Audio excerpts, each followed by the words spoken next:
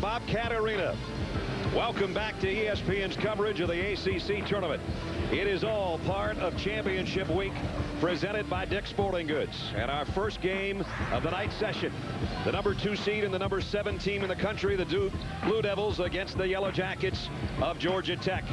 If you missed the games this afternoon, here's what's going on. Virginia Tech, the young team of Seth Greenberg's advanced to meet the number 1 seed North Carolina. The winner of this one meets the winner of our nightcap, the Clemson Tigers, against the Eagles of Boston College. Welcome, everybody. Brad Nessler along with a hard-working Jimmy Dykes.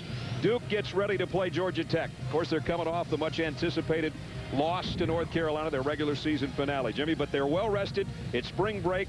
We had a chance to spend some time with Mike Krzyzewski in the locker room. He says they're ready not just for this game, but for what's beyond. Well, they're practicing for a successful run through the ACC tournament and that first and second round game in March. What you love about Duke right now, think about this. They have won their last 17 games in the Queen City.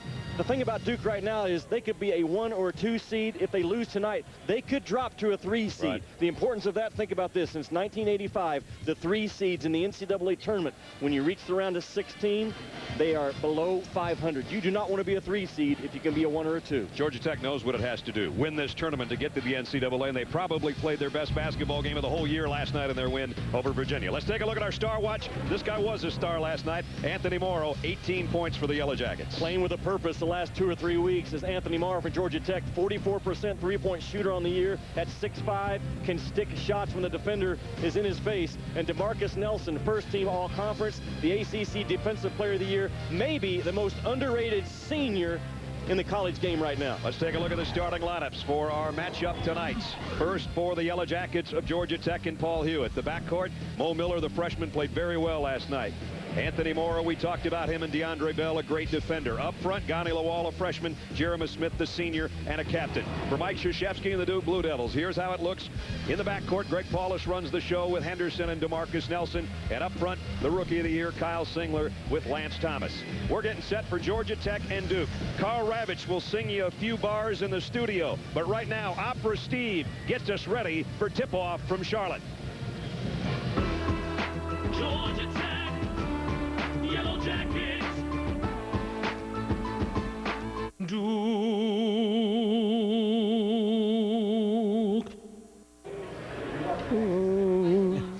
Was that you? Yeah, did you hear that? Nice like that? job. Some Nice singing job. underneath that? Very smooth. Thank you very much. Yeah. Pride myself on my smoothness. Georgia Tech and Duke, of course, comes up in just a couple of minutes. Happy to have Tom Brennan and Doug Gottlieb around. Don't forget, folks, to put it all in perspective a little bit later after the Clemson-BC game. You'll see a full edition of Game Night. To the game that did happen today earlier, if you didn't see it, ACC action, North Carolina and Florida State. It's easy to get caught up in Tyler Hansbrough mania, but there were a lot of other contributors in this game. It's the Seminoles, so were held to only 7 points off the bench there. Defense, Carolina seems to be improving. We saw them play well against Duke. That's going to be big in the NCAA tournament. Now's when you want to start to be going up. Obviously, this is the time of the season where you want to be playing your best ball. Fourth on the UNC all-time scoring list is Hansbrough, who now has 2,023 for his career. His numbers being retired. Lawson seems to be getting healthier, although not 100%. Not 100% yet. And I think if he gets that explosion back in the next week, they'll be fine, poised for run. If he doesn't, they're just not the same basketball team. Absolutely. All right, 82-70. Miami and Va-Tech. Virginia Tech lost at home to Miami earlier. Is that Gottlieb range? No, that was juiced. What was he thinking? You have to ask yourself, what was that guy thinking? When the shot clock was running down. Oh, it was? Yeah. Okay, that's what he was thinking. Good thinking, too. Vassallo to Malcolm Delaney. And when the shot clock gets down to 1, you just throw it up. Hokies up 7. Delaney, Deron Washington. Kick me in the teeth as the Hokies got up by 14 and win. This is the team that's played 6 freshmen, nearly beat Butler, but had a pretty disappointing non-conference run. They've gotten it going late. They swept Maryland. They've hopped onto the bubble, but look, it comes down to a one-game situation. I think the U is in based on their out-of-conference performance, record against the top 50, and their win last night. I think Miami's in, but for Va-Tech, you have to win one more game. You beat Carolina, you're absolutely in. If not, probably out. All right, And boys. they made clutch shots today, and they need to do that again tomorrow. They sure did. All right, Ohio State and Michigan State. Speaking of clutch shots, Ohio State is down 30-27. Watch steal here. I'm sorry, I think we're doing... Flowers first with the steal. I'm Yeah, sorry. this In the is, Michigan-Wisconsin game, Okay. Flowers stepped in.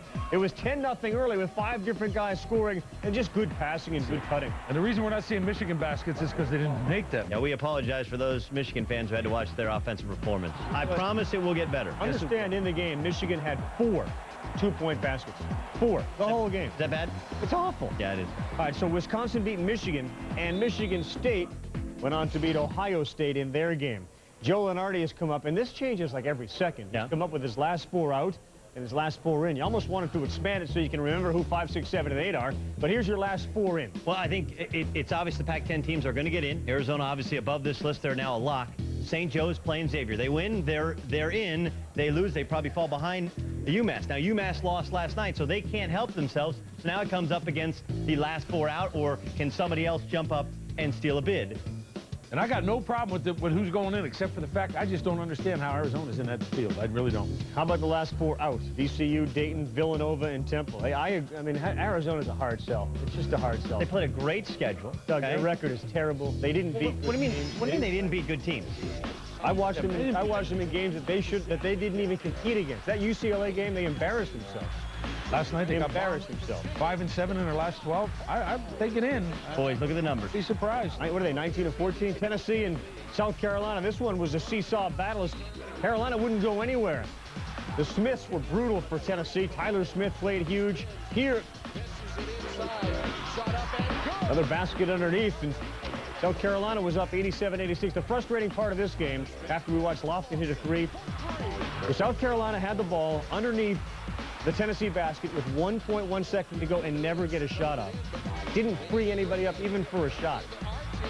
You want to give credit to the defense, that's great, but the guy had a chance to Made the tie him wrong up. pass. They're a bad team.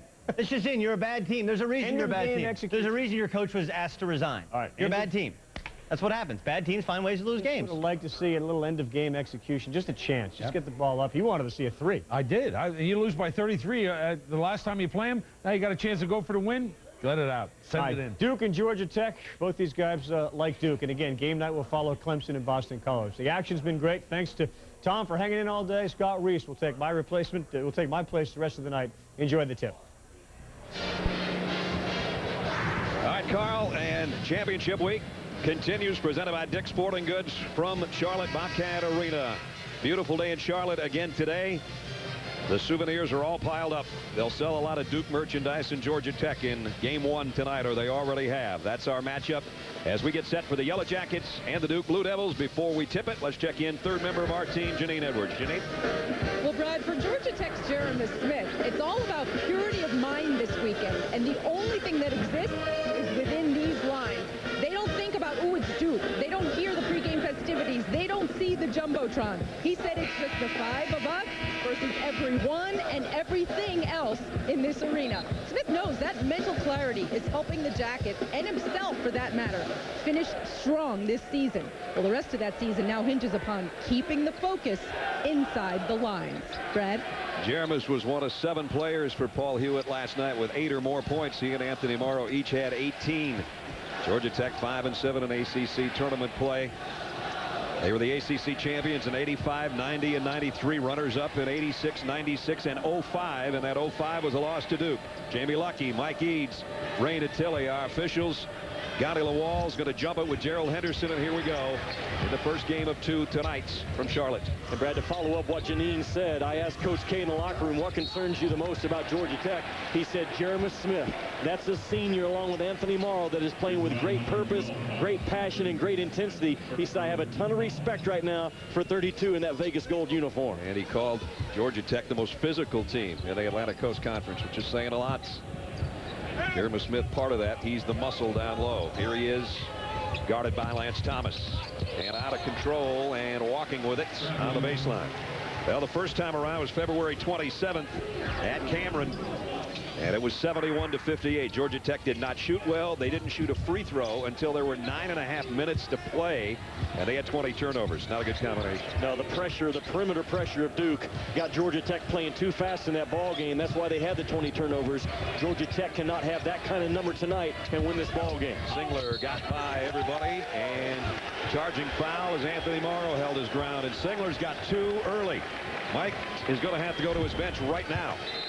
Boy, that's big. Singler over-penetrates because he had a pretty good 6 or 7 foot angle of the board basket opportunity, but he takes one extra bounce and one extra step, and now he's going to have to sit probably for the remaining 19:29 of the first half. That is huge. In 31 seconds. I know Brian Zubik expected to play quite a bit tonight, not in the first 30 seconds, I don't think. Here's DeAndre Bell, picked up by Zubik, all the way in, leaves it for Smith. And he just attacked Zubek, didn't he? When Zubek came out to help as the shadow defender, DeAndre Bell said, I'll go right around you, big fella. Here's Greg Paulus running the show. Over 100 assists again this year. Third-team All-ACC performer. Anthony Morrow falls down. Henderson's got a free look, but he kicks it out to DeMarcus Nelson on the baseline. Nice pass to Lance Thomas. They get their drive and penetrate and pitch game going, Duke. That's when they're at their best, but it's all fueled by their ability to knock down threes. Smith on the outside. Georgia Tech, 2 freshmen in their lineup. Their point guard and their big man, Gani Lawal, underneath. And a collision between 2 Yellow Jackets. The whole hive just broke down, and Smith had to take a shot because of it.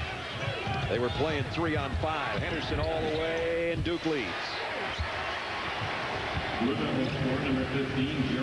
We've seen Georgia Tech 5-6 times this year, and sometimes their transition defense is not exactly what you want. Against Duke, it has to be solid for 40 minutes because they attack you at every opportunity. The pick and roll, there was a pick and no roll, and DeAndre Bell's tied up by Zubak, and it's going Duke's way. DeMarcus Nelson has done so much for this ball club this year. Has scored, has defended his tail off, gets others involved. Just a great read to know that the weak side defense didn't rotate down, so I'll get my buddy on the weak side. And there's what I'm talking about with Duke. Because of now, all 4 guys on the floor, with the exception of Zubak, can finish in transition in the sprint. Georgia Tech still, their transition defense has to be an A+ in this ball game. Here's Zubak, 7-1 of them. Getting the pass down low. Way up is Thomas for the rebound, and the ball hit underneath the basket. Last touch by Duke and out of bounds to Georgia Tech. And Brad Zubak has not gotten a lot of time in his couple of years on that campus, but you remember he was an All-American, playing the Jordan Brown All-Star game, one of 8 former All-Americans that Duke can put on the floor, and he's an important guy because of his size at 7'1", not only in this tournament, but how deep will they go might depend on how many good minutes this big cat can produce for him. And Coach Krzyzewski told us in the locker room before the game that he expects him to play more and more minutes, but as I said, not at the 19:30 mark of the first half. DeAndre Bell's going to bring it up again. Anthony Morrow for 3. Got it. Playing in his hometown of Charlotte, and knocks down the 3. And he had 6 of them last night. Grandma must still be praying. She's still praying over there. His grandma's in the crowd. Janine told us last night she prays for those 3s to fall. Jeremy Smith almost had to steal. Ball still loose. Now it's Paulus. Pull up triple. And the rebound off to Thomas. Straight back up is Paulus again. And now Henderson keeps it alive. Duke's going to get a 3rd try at least. Maybe 4. And 4 it is. Wow. That's some offensive rebounding. Some of it was just strength. Some of it was the strange carom of the ball. But Duke finally makes it pay, and they lead 6-5. Everyone except Paulus was involved on the offensive glass for Duke, so they're sending 4 early to the O glass. Georgia Tech's going to have an answer for it. DeAndre Bell comes down, and he has the quick answer. Bell had some quick points last night. He had 9 points, 3 rebounds, a couple of assists. Here's DeMarcus Nelson, the kick out. Paulus is going to keep trying the 3 till he gets it right. I think he's the best shooting point guard that Coach K has had at Duke as far as just spotting up and knocking down 3s. Gani Lawal, tough shot. Jeremy Smith trying to follow, and he's fouled by Henderson. Coach K obviously saw something that he did not like, because about 2 possessions ago, watch what happened. He glanced down the bench and said, "Troops, change of guards," and here they come. Taylor King and Nelson and Scheyer and Nolan Smith, different guys now getting ready to check in.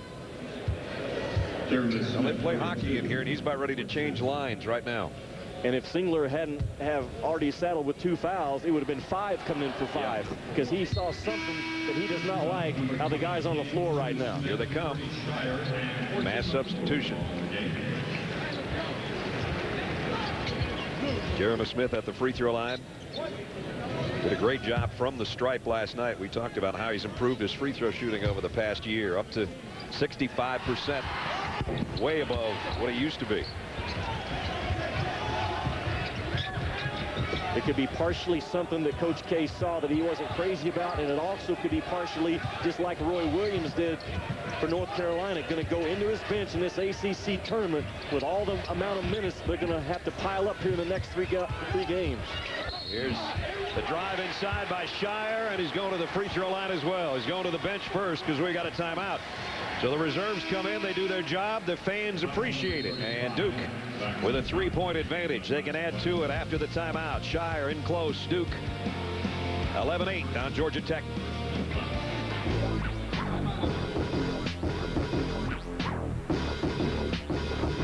That's what you do, representing the ACC. I will break the home run record because I worked hard for it. I will lead my team and win the World Cup. Together, we can do anything. I will win the championship. Winning is my motivation. The gold medal is mine. Desire is in my blood. Go ahead. Cut corners. Forget team.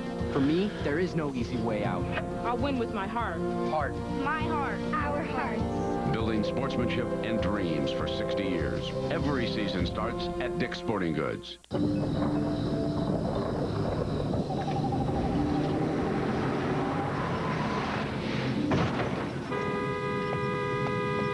Miss Davis, this is OnStar. I've received a signal you've been in a crash. I'm contacting emergency services. OnStar reporting a front-end crash on Wakefield Road. Chevy Malibu, airbags deployed, injuries reported. Please respond. Ma'am, help is on the way. And I'll stay on the line with you till they get there. Automatic crash response, built into 11 Chevy models. Most brewers have a dash of hops. We use a pound of hops per barrel. We add some caramel malt to that. Samuel Adams Lager is a full-bodied, complex beer. But everything is there in balance. We haven't deviated from the recipe because it works. It's a great beer. Switch to Valvoline's Max Life, and there's no telling how long your car will keep going. Max Life not only protects against friction, but also leaks, deposits, and sludge, the 4 major causes of high-mileage engine breakdown. Drive it forever. ABC, your NBA Sunday destination. ESPN's exclusive presentation of college basketball is brought to you by Dick's Sporting Goods. Every season starts at Dick's. And in part by OnStar by GM. To learn more, visit OnStar.com. This ESPN2 telecast is available in spectacular high definition on ESPN2 HD, presented by Olivia. Duke out in front 11-8. They have won 7 of the last 9 ACC tournaments. Off to a 3-point lead for Mike Krzyzewski right now. And our Subway Fresh Fact, not only have they won 7 of the last 9 ACC tournaments, but they have won the last 3 ACC tournaments held in this city. 99, 2000, and 2002. That was at the old Charlotte Coliseum. This is in the brand new Bobcat Arena. This is the first time this venue has hosted the ACC tournament. It's a gorgeous facility, and it's been our home since basically about Wednesday, and will be all the way through the weekend. Here's Jon Scheyer at the free throw line, coming off the bench, one of the great 6th men in college basketball, if you will, and he caps off the 3-point play that he started before the timeout. Brad, against Duke, you have to get into their 3rd and 4th pass defense. If you can score. They are 10th in the ACC, allowing 46% from the field. Handle their first few passes, you can get some good looks against them. Duke with a rebound off the miss by Peacock. Their job at Georgia Tech, running the defense with a purpose.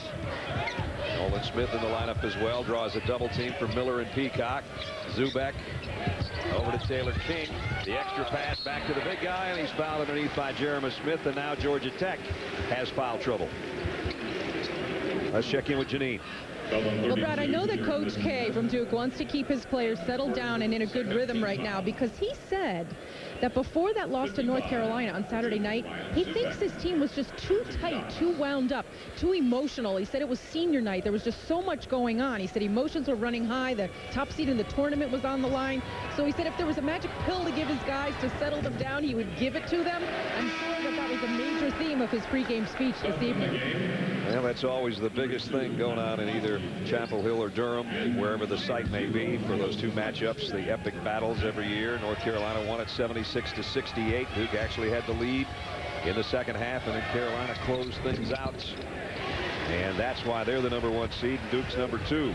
But #2 is leading Georgia Tech, the #7 seed right now, by 6. Remember, Georgia Tech with 20 turnovers when these two teams met in the regular season. That pressure of Duke is intense. If you can handle it with screening action, fine. If not, you're going to have to do something off of the bounce under control. Smith cut off by Zubek. They're going to put it up over the big guy anyway, and the rebound's McClure again, who's done a nice job on the boards coming off the Duke bench. Oof, Zubek just leveled Jeremy Smith. No foul called, and now a battle for the rebound. Anthony Morrow on the held ball is going to give the possession arrow to Georgia Tech. Big East Championship presented by Aeropostale, part of Championship Week, presented by Dick's Sporting Goods. Tomorrow night, 9 o'clock, as West Virginia or Georgetown will take on Pitt or Marquette in the championship game. Some great battles already in the Big East tournament, and that'll continue tomorrow. Well, Georgetown continuing to flex their muscle, aren't they? They just got physical men, even without Hibbert playing well. 17 threes, and now that Chris Wright and Austin Freeman, two freshmen, are given valuable minutes, I love that team's chances to get to San Antonio. Gonna have a whistle and a foul on Smith, trying to fight his way through a screen, ran into Peacock. So Duke has jumped out to a 6-point lead here in the opening 5.5 minutes. Georgia Tech will bring in Holiday Aminu, and they're going to put Jeremy Smith on the bench because he's got 2 fouls, and they can ill afford to have the big guy over there too long, but that might be a good chunk of this first half now for him as well. Matt Causey running the point, didn't score last night, but he did have 5 assists. I think Aminu and Peacock have to get offensively going for Georgia Tech. If they can expose Duke, it's with those size guys around the rim, and there's a look. Peacock, a double team, and he had it blocked. Ball still free. Tipped. Scheyer comes out of the pack to Thomas on the break. Boy, a great tip, wasn't it, by McClure to keep that ball alive, knowing that if I'm going to tip it, I'm going to tip it towards my basket. Just a great hustle play and a big Valentine by 14 and White. Nolan Smith picks up another foul on the pick in the backcourt. Well, there you see what Georgia Tech's trying to do, but Peacock got a little early and didn't get his feet underneath him to the power position. Then you see the tip out that I'm talking about. Duke's so good at ripping and running from one end to the other. This is not so far the Georgia Tech team we saw last night. Not a lot of fluidity in their offense, a lot of dribbling, and not a lot of good looks. There's a pretty good one for Peacock, and he got it. And I think a bench warning to Duke. Mike was seated. Must have been something that was said. He's been through 28 of these things. He kind of gives it the hand like, get out of here. There was something that triggered that response. Seated or standing, there are some trigger words. And I guess the other trigger wasn't the word. Trigger wasn't the word. It might have been for Roy Rogers. It wasn't for Coach Krzyzewski. Here's McClure on the baseline. Paulus back in the lineup now. 10 on the shot clock for Duke. Scheyer penetrates. Would have been a tough shot. He did draw a foul. Scheyer has really developed that part of his game. No longer coming off of screens thinking shot only. He's coming off of screens, and if the jump shot's not there, instead of thinking pass, I'm going to also explore what I can get off of the bounce. And he's awfully crafty because he's a slender guy, Brad, but he has a good way of getting inside of traffic, protecting the basketball while he gets fouled. And he almost never misses free throws. #2 free throw shooter in the conference, and he missed one. Duke 26-4, 13-3 coming in. 8 of the past 11 seasons, they have 13 or more conference wins. Is that phenomenal? Well, think about this. The remaining 11 ACC teams have won 13 games in ACC play a combined 14 times. That really puts that number in perspective. Thank you, partner. You did. 13 minutes remaining first half. Duke by 7. Lewis clinching in the paint. Left hand hook. That's not his money shot, that's for sure. And DeMarcus Nelson will bring it down for Duke. Gets it back, got an open 3, and got it. Nelson, first team All-ACC performer, knocks it down, and Paul Hewitt's seen enough. 10-point Georgia Tech lead. Duke 20, Georgia Tech 10.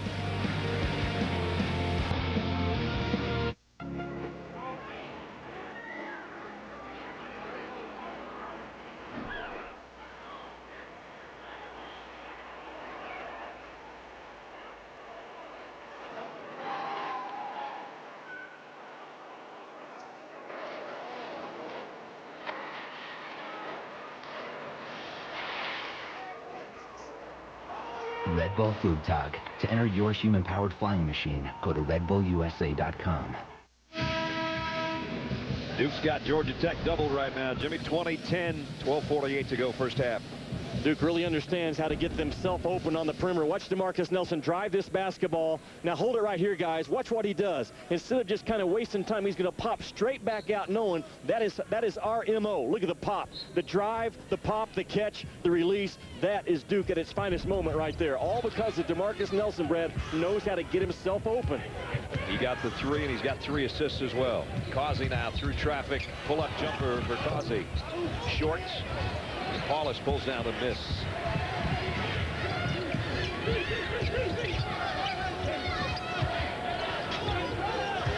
Duke on an 11-2 run since that mass substitution, although most of those guys have taken a seat again, with the exception of Scheyer.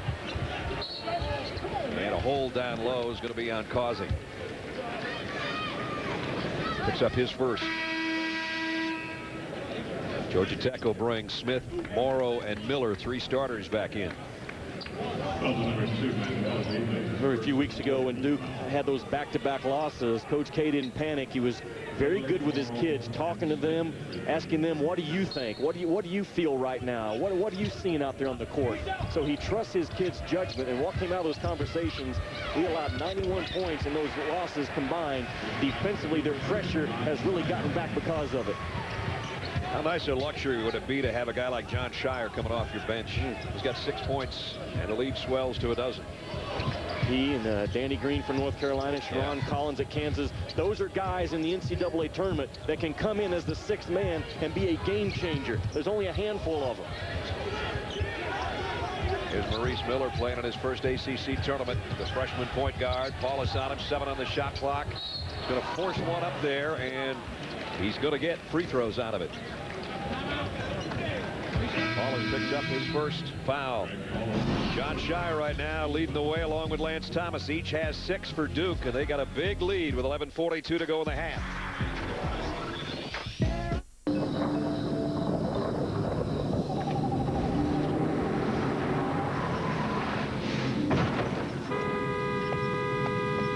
Miss Davis, this is OnStar. I've received a signal you've been in a crash. I'm contacting emergency services. OnStar reporting a front-end crash on Wakefield Road. Malibu, airbags deployed, injuries reported. Please respond. Ma'am, help is on the way.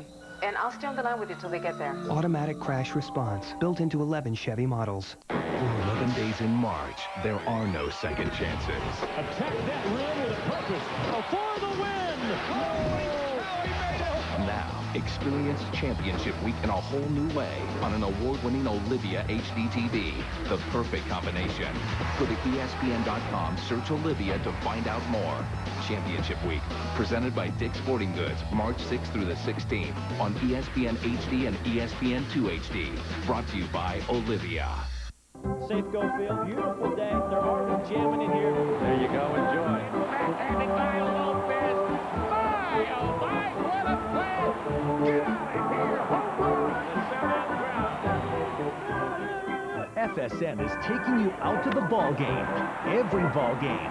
Starting this season, Mariners baseball is exclusively on FSM and FSM HD. Every game, all HD, only FSM. Your small business team. The finesse player. The enforcer. The miracle worker. Don't these hope weavers deserve the best tools in the business? Comcast Business Class offers digital voice, high-speed internet, and TV. The same tools as the big guys for your guys. Power to the business people. Comcast Business Class.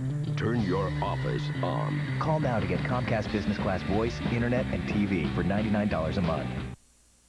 Scott Reese in the studio with your Sports Center right now. Suspensions and fines handed down from the brouhaha with the Yankees and the Rays. Shelley Duncan, Melky Cabrera, 3 games apiece. Johnny Gomes of Tampa suspended for 2 games. Yanks manager Joe Girardi was fined, not suspended. ACC action earlier today. North Carolina victorious, as was Virginia Tech. So those two will square off tomorrow in the semifinals. Sports Center 11 Eastern. Stay current with ESPN News. Scott. All right, Scott. I would just spike somebody in an exhibition baseball game. I don't either. 22-10 Duke leads here in the ACC quarterfinal. Championship week presented by Dick's Sporting Goods. For Jimmy Dykes and Janine Edwards, I'm Brad Nessler. Georgia Tech in a big hole already. Here's Maurice Miller and what he did in round 1. He had a great game last night in his first ACC tournament game ever. Didn't show any nerves at all tonight. That's his first point. Had 4 threes last night as well. Duke has done a great job of eliminating one of the strengths of Georgia Tech, and that's rebounding the basketball. Duke with an 11-2 advantage first 8+ minutes of this game. Well, they had about 4 on that one possession, didn't they? They yeah, had they 4 did. or 5 tries at it. That certainly helped. Duke by 10.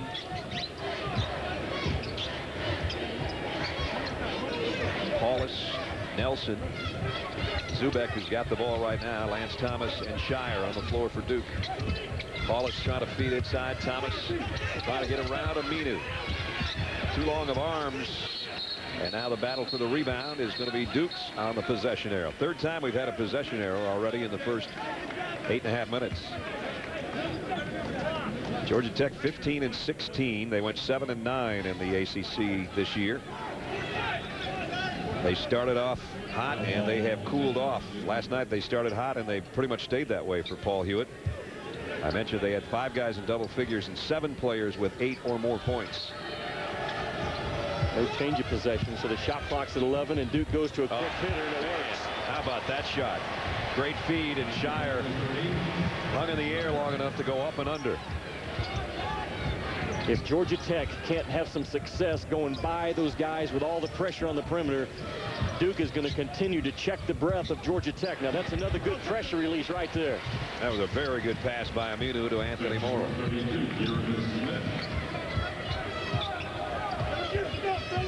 Georgia Tech's 2 big guys right now, Aminu and Jeremy Smith. Gotti Lawal, the freshman, set to check back in. Scheyer needs some help.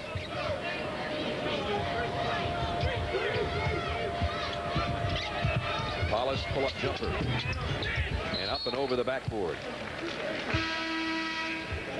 The shot clock at 11 on a bob, a baseline out of bounds for Duke. They just run circle cuts, multiple circle cuts, and usually it's the second guy. This time it's Scheyer following the clear-out trail of DeMarcus Nelson. So the second guy becomes your primary weapon, and Duke made him pay. Scheyer had 6 points against Georgia Tech in the regular season matchup. He's already got 8 in the first 9.5 minutes of this tournament game. Almost like Nelson was the fullback and the halfback was the guy that eventually had the football, you know? Exactly. Clearing out traffic. Second man through. Yep.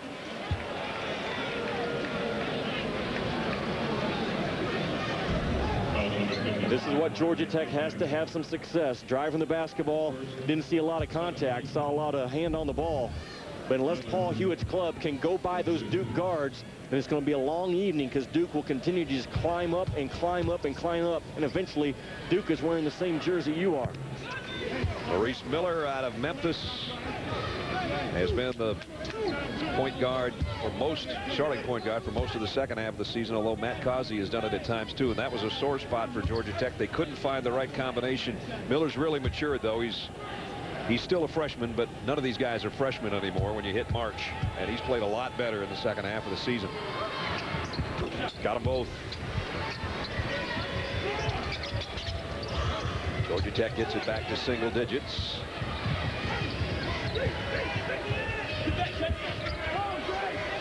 McClure on the drive. To bring it back out on top to Paulus. Duke has been so perimeter oriented all year. Now with Zubek back getting a lot of minutes, they at times need to slow down and wait for the big post guy to get exposed.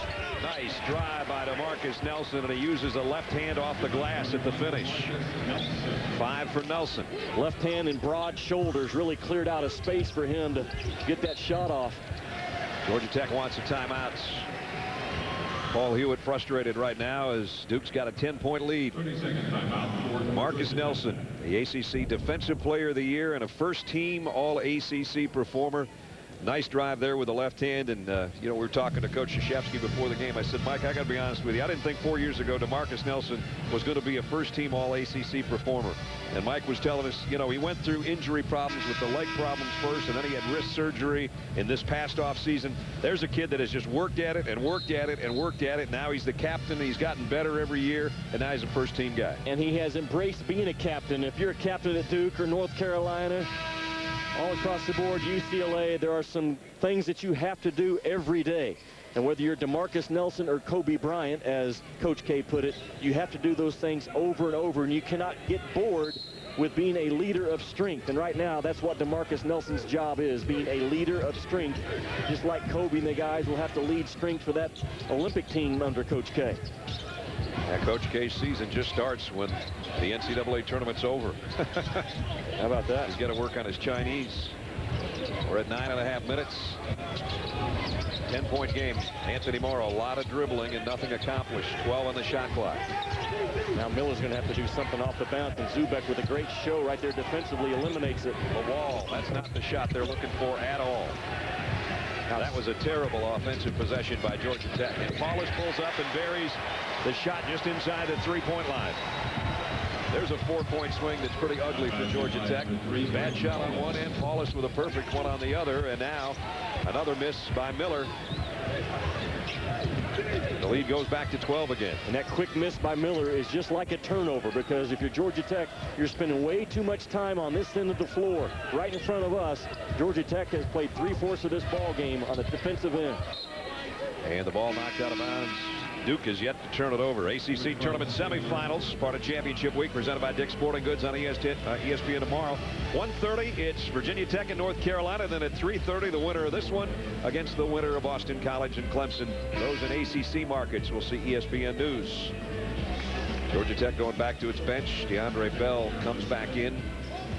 And he'll probably be on DeMarcus Nelson because he's Tech's best defender. Although they leave McClure all alone. You talk about confusion. And now the lead swells up to 14.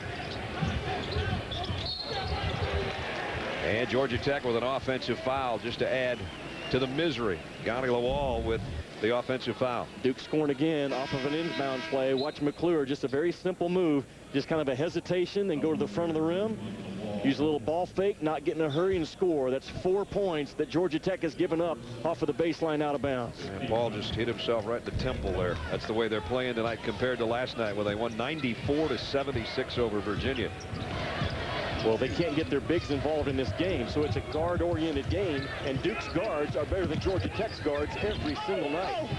McClure tried to slam the follow. Peacock clears it out to Clinch.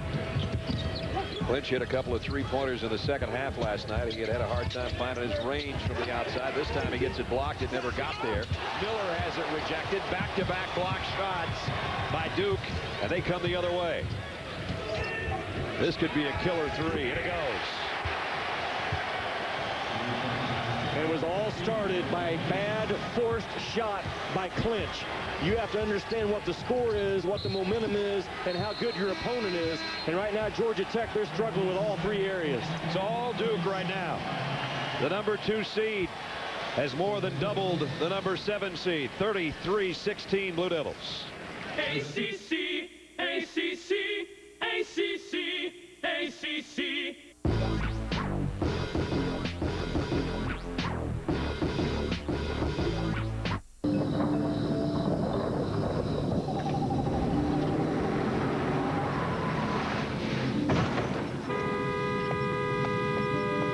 Avis, this is OnStar. I've received a signal you've been in a crash.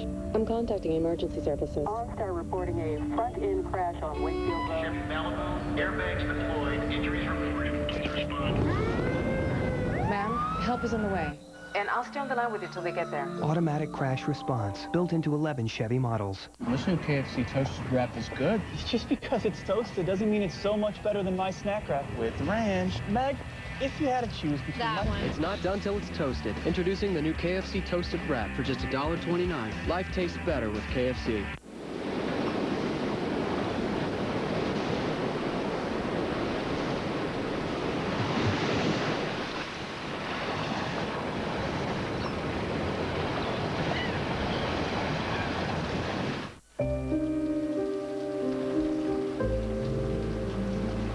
Look at them. You give them the best years of your life, shuttling them around. Then they go away on one vacation without you. And all they can talk about is that Hummer from Avis. They'd like to see that Hummer have to take them to the stupid mall 3 times a day. Actually, I take that back. With dozens of the hottest cars to choose from, there's a reason Avis is your other car. ESPN Films presents Black Magic. What was that, Cadillac? Clarence Big House Gaines spent nearly half a century coaching with Winston-Salem State, winning 828 games and a national title. Rotate it! Go! He was that type of person that exuded confidence in himself and you. Coaches have come and gone, but Big House was the face of college basketball. Black Magic debuts March 16th at 9 Eastern on ESPN. Earl of Pearl Monroe, just part of that 2-day, 4-hour film telling the story of the injustice that characterized the civil rights movement in America, told through the lives of the players and coaches who attended historically black colleges and universities. Coming up on Sunday nights here, 33-16. Duke all over Georgia Tech in the first half. Georgia Tech is scoring a field goal about every 2.5 minutes. That's probably not going to do it, Jimmy. No, it's not. And again, just look at the pressure right now by Duke, forcing Causey way out top to catch that ball. Pressure now on the top side of your screen from King all over the floor, and Georgia Tech just cannot handle the heat right now from the Duke Blue Devils. Duke's had runs of 7-0, 6-0, and 9-0, and it's 0-0 right now for Georgia Tech. Duke playing beautifully, 13 out of 22. Now look down here, Georgia Tech not able to put any pressure on Duke, and they're just spotting up and draining them. And now King adds to it. Taylor King for 3. 36-16. Georgia Tech is caught right now. They're offensive sensitive. Their offense is not clicking, and their defense is letting them down as a result of it. Something you cannot do against quality teams. Anthony Morrow, tough turnaround jumper, and now 2 guys fighting over it. Got it back out to Causey for 3, and he buried it. Causey's first field goal. Georgia Tech in a hurry to do everything. They're not showing any patience offensively, and Duke is doing anything it wants to right now. You know what, Brad? That Duke pressure, it makes you start thinking with your feet. And that's not what you want as a basketball player, to think with your feet. And right now, Georgia Tech, they're thinking with their feet, and those aren't high IQ dogs. They're good-looking shoes, but they're not high IQ. Georgia Tech try to lock in right now. Get your defense back. There you go. Take a charge. And that's going to be Smith's 3rd foul, too, taking the charge. So Smith's gotten himself in a whole heap of foul trouble coming off the Duke bench. He'll have to sit. Paulus will come back in. So will DeMarcus Nelson. Henderson sits down with Smith. Duke's been able to run about anybody they want to out there. And the only foul trouble is Nolan Smith with 3. Georgia Tech, Jeremy Smith has had to sit much of this half because he's got 2 fouls. And he's Georgia Tech's muscle on the inside. Boy, and it was there for Nolan Smith to penetrate. Boom, just a little bounce pass to a teammate. Freshman mistake. Georgia Tech with Causey, Peacock, Aminu, Bell, and Morrow in the lineup. They need to get this thing back to a 10-point game before the half if you're Georgia Tech. Slow down on the offensive end just a little bit. You can't tell this guy to slow down. Just the shot. Aminu trying to keep it alive. Causey will take another one. Still not there. And Paulus holds on for the rebound. Matt Causey's always going to get his money's worth. Might not be the right currency exchange, but he's going to get his money's worth. Not sure he's the right guy against this Duke pressure right now because they need a stabilizing force, and he's kamikaze. The foul on Georgia Tech underneath, and it's going to be on Anthony Morrow, his first, as we check in with Janine. Well, guys, you touched on DeMarcus Nelson a little bit earlier, and I just wanted to add on that. I spoke with him on the phone the other day, and he said he's really been proud of his role as the only senior on the team. He said it's up to me to kind of set the tone, and I think he's taking that responsibility very, very seriously. He said he tries to keep himself and his teammates focused on not just the challenges, but the opportunities, and he said this is a huge opportunity, and we do need to have the right mindset because that's half the battle. And another thing he said that struck me is that we have no dominant national players of the year on this team. He said we don't have big egos, but what we do have is a collective ego, and that's more important. Yeah, that's always been that way with Duke. Collective ego. That's a good way to put it. There's a slam by Aminu on the other end. They have to get that position established in this game over the next 5 minutes to have a shot rolling into the second half. That position is that around the rim 8-foot radius, Brad, that Georgia Tech has an advantage if they can ever get to it. Paulus accidentally dribbled off his foot. The turnover for Duke. That's a great balance, and look at a guy like Singler, not even on that list right now because of foul problems. That's spreading the wealth, and that is Duke basketball right there. When everyone's involved as a shooter and as a passer and as a finisher in transition, you get that type of balance.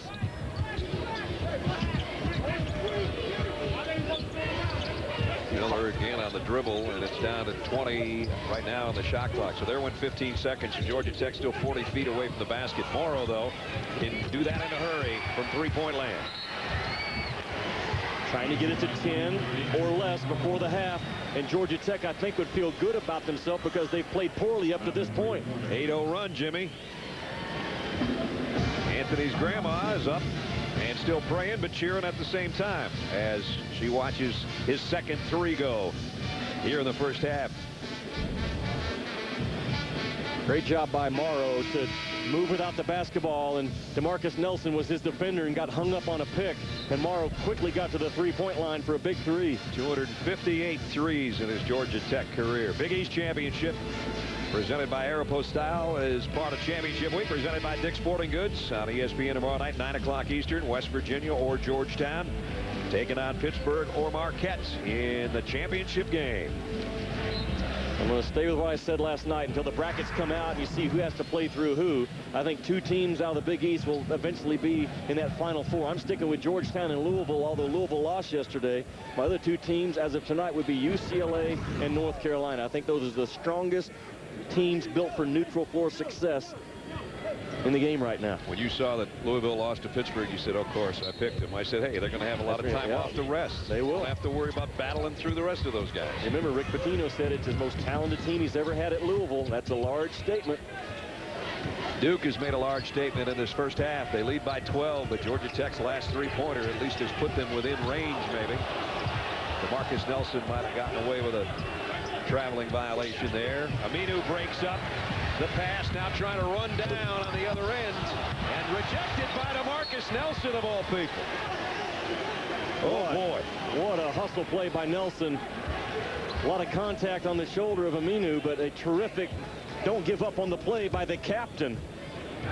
Only his 11th block of the year, and he does it on Georgia Tech's biggest guy. Watch this hustle. Look how far he comes from Nelson. Boom, right there.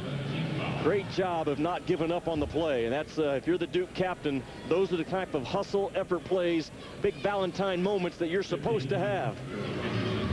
And then Aminu adds to the problem with a foul, and they walk it down the other way. Now Gerald Henderson goes to the free throw line. Right, that's a big play. Georgia Tech got a chance to cut that thing to 10. You talk about when things go wrong. Misses the free throw. Georgia Tech lets it go out of bounds. We're looking at in this first half 2 potential 4-point swings. We had one earlier with a Georgia Tech miss, and Duke ran out and got the layup. Now it could happen again.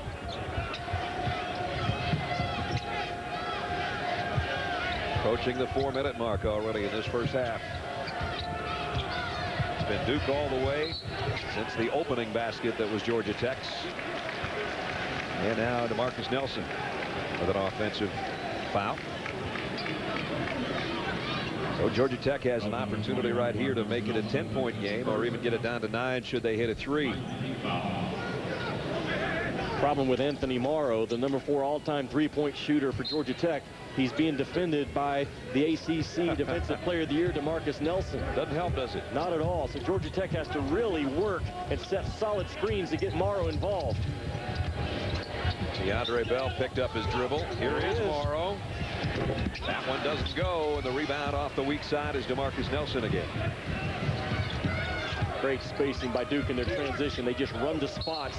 They fill all 5 spots every time. That time Georgia Tech ties up DeMarcus Nelson, and they'll have the possession arrow with 3 minutes and 51 seconds remaining. First half from Bobcat Arena. Get out the cash. Duke by 12. Touchdown! Honey, can you please check on Grandpa? You okay, Dad? First down! I'm getting worried about him. First the door-to-door salesman, now this. So the old guy thinks he's watching football. I kind of envy him. Yes! Yes! What a hit! Catch all the football you've been missing. Watch Russell Athletic ESPN Arena Football Monday at 8 as the Colorado Crush battle the Dallas Desperados on ESPN2. Most of the people we built the M-Class for will never drive across the desert. Most people will never need windshield wipers that perform at out-of-bound speeds. Most people will never make a mountain rescue. We'll never need the strength of over 5,000 welds or scale a 70% slope. But the truth is, some will. And knowing that, we cannot engineer anything less. Anything less. Anything less. Anything less than a true Mercedes-Benz. Than a true Mercedes-Benz. Ocho, half cap, latte, chino, mocha, duet avec moi. My mouth can't form these words. My mind can't find these words. Is it French or is it Italian? Perhaps Fritalian. Delicious lattes from Dunkin' Donuts. You order them in English, not Fritalian. America runs on Dunkin'. Honey? I think this might be our lucky day. I think it might be. I think this is what we've been waiting for. I think it is. Yes! It turned blue! The Coors Light cold activated bottle. The mountains turn from white to blue when your beer reaches the perfect temperature. It's blue like your eyes. My eyes are green. Only from Frost Brewed Coors Light, the world's most refreshing beer. Scott Reese in the studio updating you on the Big 12 tournament, and we've got some things going on as Nebraska tries to take down 5th-ranked Kansas. J.R. Strobridge, nice feed underneath, and the bucket, and we've got ourselves a possible upset in the making as the Huskers lead it by 9. Elsewhere, speaking of upsets, St. Joe's in a game that'll certainly put them into the tournament, 41-30 over Xavier. Brett? All right, Scott, no upset in the making here. Number 7 Duke has led pretty much throughout this game, and they're up on Georgia Tech 36-24. Anthony Morrow leading the way for Georgia Tech. Marcus Nelson doing a good job on both ends of the floor, rebounding, defending, and also scoring. Georgia Tech, as Jimmy said, they'd love to get it down to single digits before halftime. I think they'd be happy with that, seeing they trailed by 20. They're on an 8-0 run, or had an 8-0 run. See if they can add to it. Peacock, pull-up jumper, got it. Zach Peacock, good outside shooter, and it is in single digits. And the reason why Duke, last 5 possessions, they've had 4 turnovers. They're scoreless the last 3.5 minutes of this ballgame on the offensive end. All you folks that think I'm a math major, I'm not. It's 10, not single digits quite yet. Here goes Paulus, and now it's definitely not single digits. Greg knocks down his second 3. Brad, Duke always, when they drive baseline, they always have a shooter spotted up in the opposite corner. You have to take away the baseline drive and the baseline pass. Peacock for 3. 39-29. Zach Peacock's just been getting better and better this last month and a half of Georgia Tech season. A critical remaining 2:45 in this first half. I think if Duke goes back out to a 14, 15-point lead, very difficult for Georgia Tech to come back. If they can keep it to 10 or less, they've got a shot. Scheyer's fouled on the inside. Let's see who it's going to be on now. It's very important who this foul is called on. It's going to be on Peacock. It's not on Jeremy Smith, and that's what Georgia Tech was holding its breath about a little bit. Coming up, Cisco halftime report. Scott Reese and the guys. Virginia Tech off the bubble. We'll see. They won here today. All-American team. Upset brewing in the Big 12 that you just saw part of. They'll have all that and more coming up shortly. Tell you what, with all those folks losing yesterday, New Mexico, UMass, Ole Miss, Dayton, Villanova, Florida, Maryland, Ohio State losing today, I think Virginia Tech is a whole lot closer to that invite than they were 24 hours ago. Scheyer knocked down both free throws. And we're down at 2:35 in the half. Duke by 12. They've led by as many as 20. Duke again just not afraid to really overplay and pressure Georgia Tech, because Georgia Tech has not been consistently making them pay by overextending their defense. They've had one backdoor cut, and that's been about it as a pressure release. Smith, tough feed down to Peacock, and he has to try to save it off a Duke player, and Georgia Tech turns it over. Not a good possession. So hard to throw a high-low pass from 8 feet away from each other. Wallace missed a 3. Now Georgia Tech should have a 4-on-2 here. Jeremy Smith, whoa, rejected by DeMarcus Nelson, and an offensive foul on Smith will be his 3rd. Boy, huge plays in transition that Duke has done a great job of eliminating what looked like would be an automatic 2. Hollis gets the feet set, and a great job once again by the Duke secondary defender DeMarcus Nelson to come in and erase it. That's 2 possessions in this first half that Georgia Tech had a guaranteed 2 points taken away from them by that Duke aggressive defense. They're saying that's only 2 fouls on Smith, so erase one of those from your books at home. Can't let Duke spurt right now before the half. Oh boy, there's part of the spurt. Gerald Henderson, his second 3.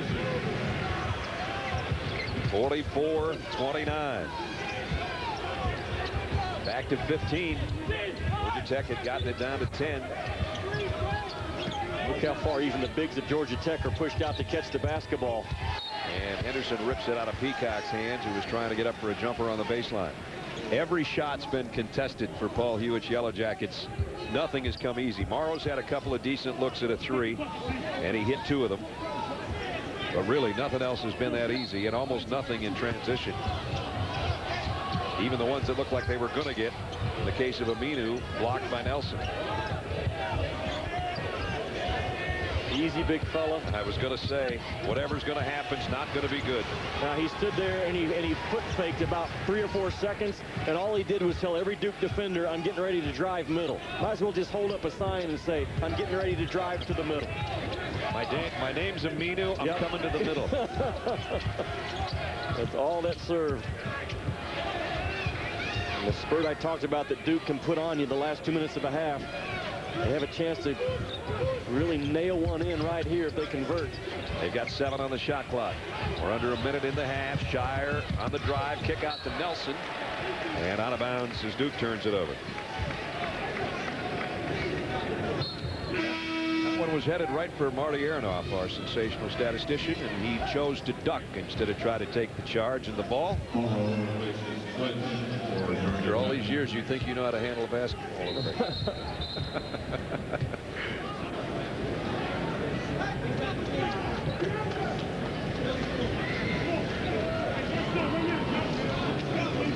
I don't know what the conversation is. I just know this. Anthony Morrow checked back in. If I'm Duke, you put DeMarcus Nelson on him and do not let Anthony Morrow hit a big 3-pointer right here before the half. Added a little bit of time to the clock. There's about an 8-second difference on the shot clock and the game clock. And again, the overplay by Nelson. Boy, every pass is even being denied. You're exactly right. And Duke has no fear of just continuing to get closer and closer to those Georgia Tech perimeter players. Morrow's the guy that needs to work off the ball and come to it and get a shot. But Hollis switches out on him, and Morrow can't even get a look. Peacock's going to force one just to try to get something near the rim. Georgia Tech trying to tip it in. Henderson pulls it down. Duke will have the last shot. And a big lead going to the locker room. Remember I said Georgia Tech had a chance to keep it at 10, where Duke can go up 15. They may go up 16, 17, or 18. Paulus might try to make it 18 right here. Better get it off. He just did and missed it. So Duke commanding lead going to the locker room up by 15. 44-29 as a huge advantage, 3 times more points in the paint than Georgia Tech has, and shooting 57%. And not only that, they're plus 12 rebounding as we check in with Janine. Well, Brad, I'm with assistant coach Chris Collins for Duke. I know you were sitting here watching Georgia Tech's game last night. What did you take away from their game last night that you thought you could kind of chip away at this evening? Well, they're a very confident team. They're shooting the ball with a lot of confidence, and they play hard for 40 minutes. So even though we have a lead, we got to play for 20 more minutes. These guys aren't going to quit. I don't know how good their confidence is at the moment, but you lead by 15. You've got 20 rebounds, but what do you want to see more of right now? Just keep fighting for every loose ball. Our defense is the key. We can't leave those guys for open shots. If we play good defense, it'll take care of itself on the offensive end. Thanks, Coach. We'll see you second half. And, guys, they've got 8 guys who have scored so far. Yes, they have. Great balance so far at halftime in the ACC. Duke 44, Georgia Tech 29. Let's head to the Cisco halftime report. Here's Scott and the guys. All right, Brad, so Duke impressive in the paint, 15-point lead at the break. Hanging out with Coach Tom Brennan, Doug Gottlieb. Dougie, you look like you got something to say. Mike Krzyzewski can't do an interview? Every other coach in college basketball does interviews? Nope. He's the only one who can? Nope. Always. I think that's wrong. I think that's wrong. Let the record show. Meanwhile, Duke looking strong, trying to eventually earn a #1 seed in the tournament. North Carolina would appreciate that same fate, and here taking out Florida State, Tyler Hansbrough getting things started with the J. Psycho Teeks making jumpers. That makes him so much more effective because he always does this real well. Yeah, he really has good balance now in his jump shot. He's extended his game to 17 feet, and then they found him in the lane. What a finisher around the basket. Yeah, he always does that. Good foul shooter, obviously.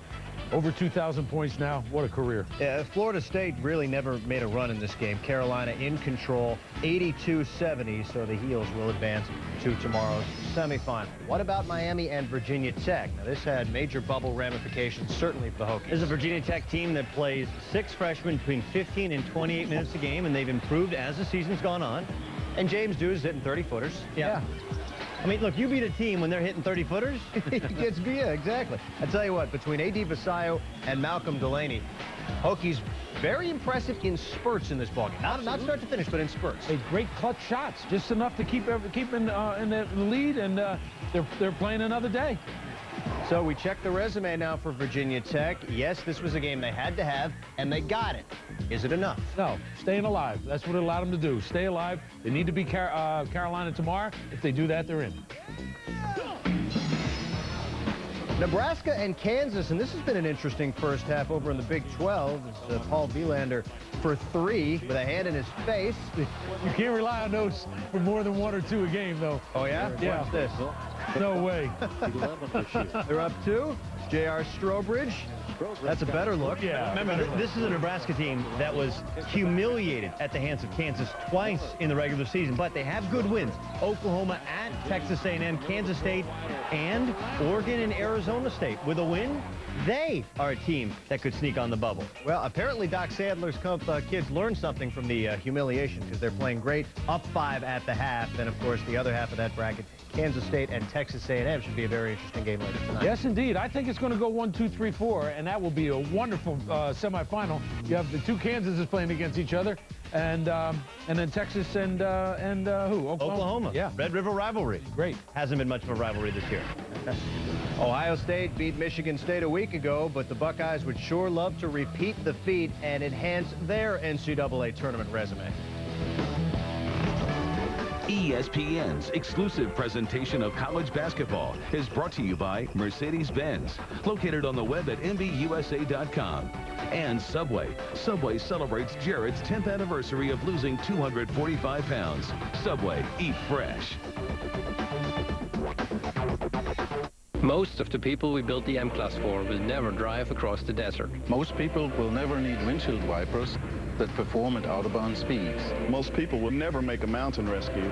We'll never need the strength of over 5,000 welds. Or scale a 70% slope. But the truth is, some will. And knowing that, we cannot engineer anything less. Anything less. Anything less. Anything less. Than a true Mercedes-Benz. Than a true Mercedes-Benz.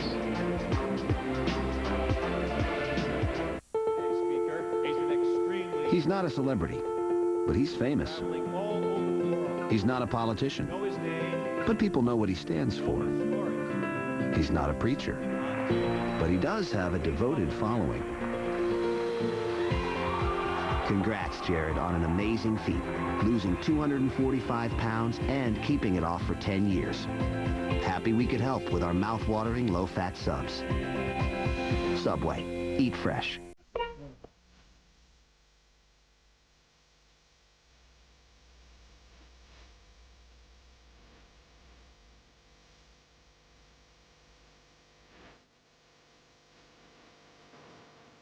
Hello, may I help you? Clyde and Keith to see Emmett Smith. Emmett, your stash is trash. Your beard is weird. Just for Men Gel. Gets rid of gray in 5 easy minutes. His edge is back. He scores! Just for men. Keep your edge. Beaverton Lincoln Mercury Mitsubishi on Canyon Road is all about great cars at great prices, backed up by exceptional service. Like this 2006 Suzuki Forenza with less than 100 miles for just $8,988. Or this 2007 Chrysler Pacifica, loaded with third seat and leather for just $16,988. How about this 2006 Lincoln Navigator, fully loaded for just $32,988. So before you buy anywhere else, shop Beaverton Lincoln Mercury Mitsubishi on Canyon Road and experience the difference for yourself. Dimes are shiny and round. Nickels are also round. Dollars are not round. Dollars are rectangles. What can I buy with 2 rectangles? A bus ride. You're right. Good job, honey. When you talk with your child, you build vocabulary, and learning starts long before school does. For more tips, go to bornlearning.org. This is the Cisco Halftime Report. Georgetown, West Virginia, Roy Hibbert coming off a bagel yesterday and figures, well, if it's not working inside, I'll just pull up and shoot the 3. Didn't take him long to go off the schneid, did it? UConn fans remember that shot. Little too well. John Flowers following the miss, and steady work on the offensive glass. Got a 2-point game. Great look here. Patrick Ewing Jr. leaves it for Vernon Macklin and one. Hoyas up 11, second half. Elsewhere looky here, fellas. St. Joe's, finally a bubble team maybe doing what it has to do to get into the tournament. And go ahead, Doug. No, as you say, let's not jinx it, but this would be the second win over Xavier. They swept UMass, wins at Temple, wins at Siena, wins at Rhode Island. They are in, and I think you can make the argument could play for a 9 seed considering what everybody else on the bubble is doing. Pretty good team. Yes, good they are team. a pretty good team. You're right. Ohio State and Michigan State, the ultimate bubble team, perhaps. Thad Matta's Buckeyes. Tom Izzo's a little stressed during much of this game. It was tight throughout. Jamar Butler for 3. We're all tied at the break. Second half, Evan Turner, Othello Hunter ties it at 3-4. But you know what? There was a stretch where there were like 4 fouls called on the Buckeye big men, and they never really seemed to recover. Make the extra pass here, give a great shooter a great look, and that's usually what happens. Seem to have confidence and rhythm today. You have 28 points, almost like a different man from that 2-for-9 performance last Sunday. SEC, Tennessee, South Carolina. Bruce Pearl always smiling. Yeah. And Dave Odom hoping to extend his career one more day. Dominique Archie helping the cause with a putback. Gamecocks up by 1. Final minute. Tyler Smith gets loose. Run a little Bonnie's cut off the post. Yeah, it was Chris Lofton who set the screen. Remember, they didn't help off Lofton because he's a shooter. Put that in the back of your mind. There's Archie again. Back and forth we go. Vols down 1, but did you mention Lofton? Yep, now he sets the screen. Did you say he's a screen the screener? 3 or 4 guys fall down the lane, and you just can't fall down when you're guarding Chris Lofton late in the game. And here, 1.1 seconds to get a shot off. They don't even do that. They don't. And let's give some credit to Tyler Smith, who did a great defensive job. Anticlimactic, but Tennessee does win 89-87. Arkansas knocks off Vandy, so you get the Hogs and the Vols tomorrow. Bottom half of the bracket still yet to be decided, although Mississippi State has a lead against Alabama. That is going to be a highly watchable basketball game. Tennessee and Arkansas, up and down. First one to 100. I believe so. Much more on the way as we get set to head back to the ACC tournament. Duke in command, up 15 at the break. This halftime report is presented by Cisco. Welcome to the Human Network. If your bike won't start, try changing the spark plug.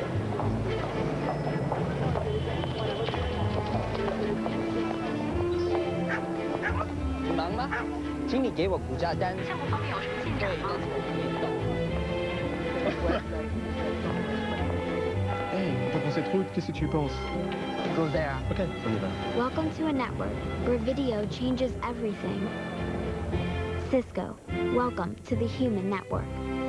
Most of the people we built the M-Class for will never drive across the desert. Most people will never need windshield wipers that perform at out-of-bound speeds. Most people will never make a mountain rescue. We'll never need the strength of over 5,000 welds. Or scale a 70% slope. But the truth is, some will. And knowing that, we cannot engineer anything less. Anything less. Anything less. Anything less. Than a true Mercedes-Benz. Than a true Mercedes-Benz.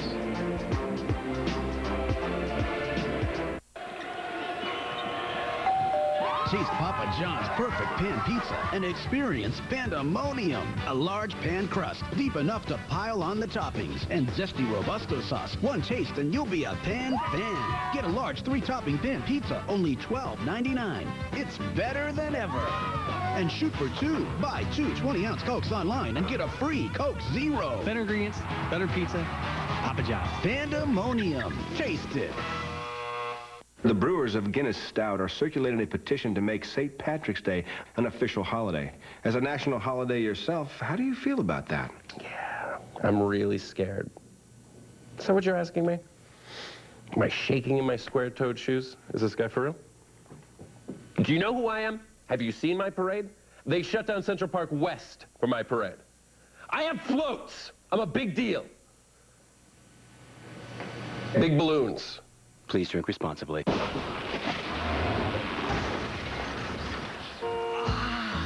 Yeah, a tree fell on my car. I'm covered, right? Was it a ficus? I don't know. Who cares? Well, the low-rate plan you chose does not include tree-related incidents, except for the ficus. You're joking, right? No. If you could save on car insurance without cutting your coverage, why wouldn't you? Call State Farm and see why it pays to shop the leader first. Get a quote and start saving today. That's no ficus. Kobe's next big test, the Streaking Rockets and Tracy McGrady. The Lakers are heading to Houston, trying to stop the Rockets' franchise record-winning streak. Can LA keep their hold on history from when they won 33 straight? It's Hornets Pistons at 1. Lakers Rockets at 3:30 on ABC, home of the NBA Finals. This halftime report is presented by Cisco. Welcome to the Human Network. Patriot League championship game, Colgate and American. The Eagles never been to the NCAA tournament.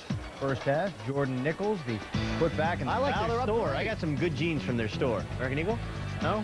Not the same. Sorry. Nichols again, good ball movement.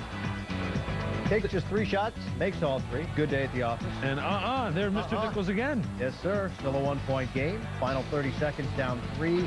And Brian Colgate, big defensive play, and that's it. Good, American. Good for Jeff Jones. He'd been 0-3 in conference finals to this point. Finally gets one. I know he had to be relieved. Jeff Jones overcome with emotion at the conclusion there. Suspension fines handed out for that brouhaha with the Yanks and Rays. Les Miles gets some more money, and Tiger is a good golfer. Back to the ACC after this.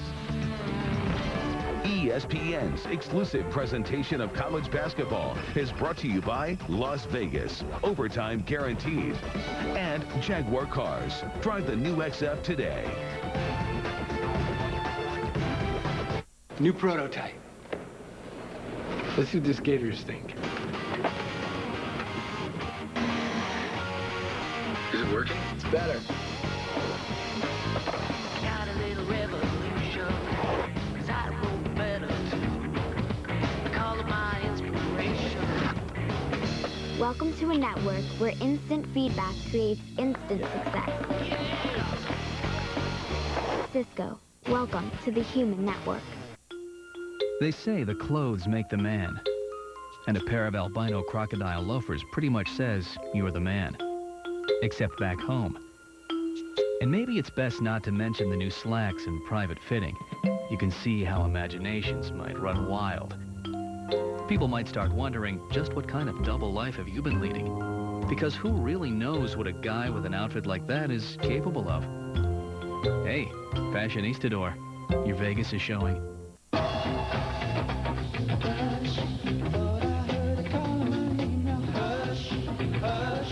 I need the loving and I'm not to blame now.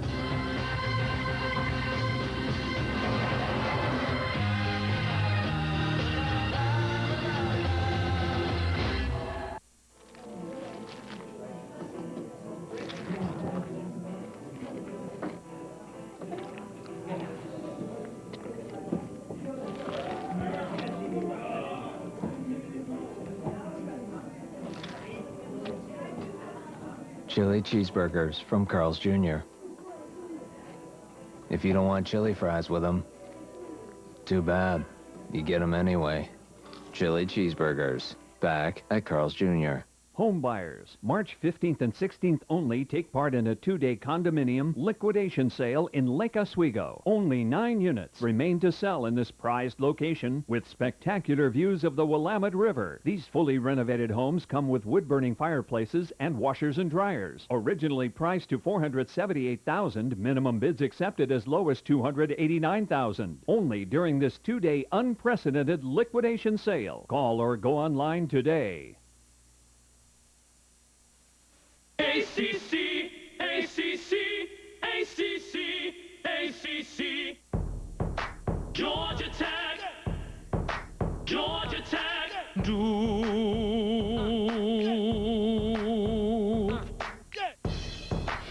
That's a long note to hold because Duke is the only team in the ACC that's a one-syllable note. Welcome back to ESPN's coverage of the ACC tournament, all part of Championship Week, presented by Dick's Sporting Goods. And right now, the Blue Devils, the number 2 seed and the number 7 team in the country, Jimmy Joe Dykes, they're playing at a different octave than Georgia Tech right now, is all Duke in the first half. Georgia Tech's a sour note right now at 44-29. Duke is just face guarding all over the floor, and as a result, Georgia Tech's offense looks like recess on the last day of school. A lot of movement with no organization whatsoever. They're thinking with their feet, and right now Duke's pressure is the bottom line of this ball game. Georgia Tech has to have an answer for it. They better have an answer quickly. They are swarming to the ball and making Georgia Tech play one-on-one basketball, and that is not their strong suit. So Duke starts the second half up 44-29. And the stat that backs it up, how about Georgia Tech only 30% from the two-point part of the floor in that first half? At 57% from three-point land. The problem is they've only hit 4 of those, too. And now the lead just extended to 17, 46-29. Janine, I know you talked to Paul Hewitt either coming in or going into the locker room. His team scores there. What do you have to say? Well, I'll tell you, just as Jimmy was saying, they're not organized. He said, you know, we're doing a lot of standing around and we're doing east-west dribbling, which is not accomplishing a whole lot. He said, we're not getting to the inside. Duke's doing a really good job of rushing their rhythm. So he said, it's not that we have to play harder, but we need to play smarter. That's exactly right. That was that running around at recess thing that Jimmy was talking about. Statistically, in the first half, Georgia Tech, kind of what happened in the first game with Duke this year, shooting poorly. Morrow and Peacock lead the way. Scheyer off the bench has 10 points. The points in the paint, the rebound margin, everything belonging to Duke. With our Guinness halftime statistics, is Thomas, one of those guys with 6 points and 4 rebounds. Scheyer not starting the second half as he did in the ball game, but think about this. You talk about an advantage in rebounding. Duke's got 4 guys that have at least 4 rebounds in the first half, including Lance Thomas. You know what, Brad? If you don't have some guards with some quickness that can go by you, like Wake Forest does, they beat Duke, and like North Carolina does, they beat Duke, then it could be a long evening. You have to have some guards that can make Duke pay for really extending their pressure to all 5 spots. Johnny Lawal kept the ball alive and then skipped with it. Another traveling violation on Georgia Tech. Another example of playing too fast from Georgia Tech. All the Wall had to do was slow down. Yep. He was 6 feet from the rim, and instead he gets those feet moving way too quick.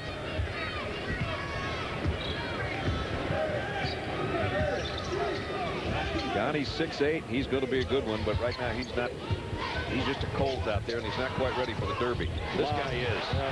Paulus to Henderson. That was pretty.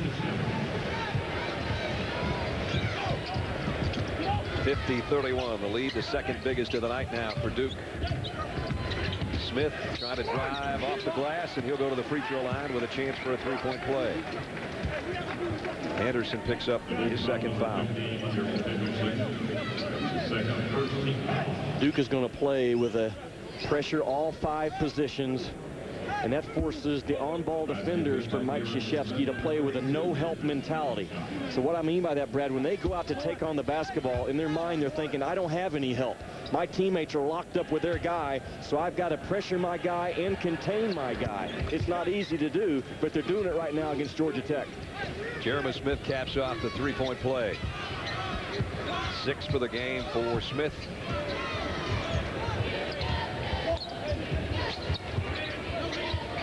Here's Singler, who had the early foul trouble and didn't play much of that first half.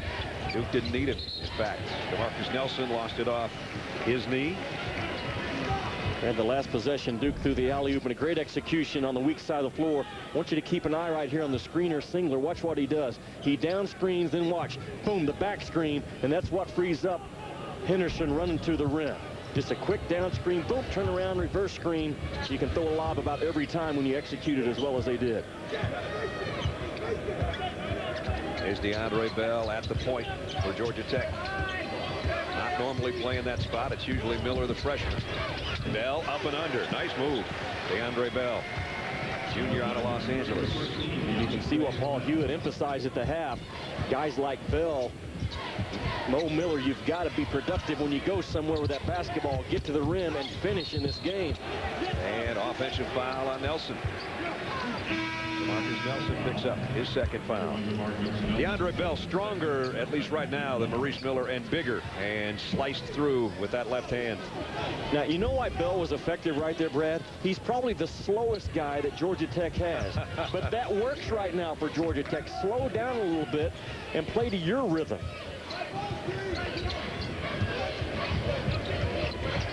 Here's Miller on the drive against Paulus. And one. Well, Miller took his time, deliberately going to the lane, and he's fouled by Paulus. So they're trying to answer, just like I said they have to answer. Can their guards in this second half do enough of this type of stuff right here? Drive the basketball, because the other Duke defenders are all locked up to their guy. Can they finish one-on-one at the rim? And they have 2 times in a row. If they continue to do that, it's going to open up the kickouts for more of those guys outside the arc. Because then Duke has to start adjusting. But right now, Paul Hewitt knows he needs another 2 or 3 good minutes of one-on-one basketball with his guards, Miller and Bell. Can they get in that lane and continue to tighten up this ball game?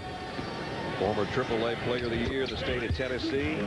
3-point play. Tech on an 8-0 run. They had one of these earlier. The problem is Duke's had about 4 of them.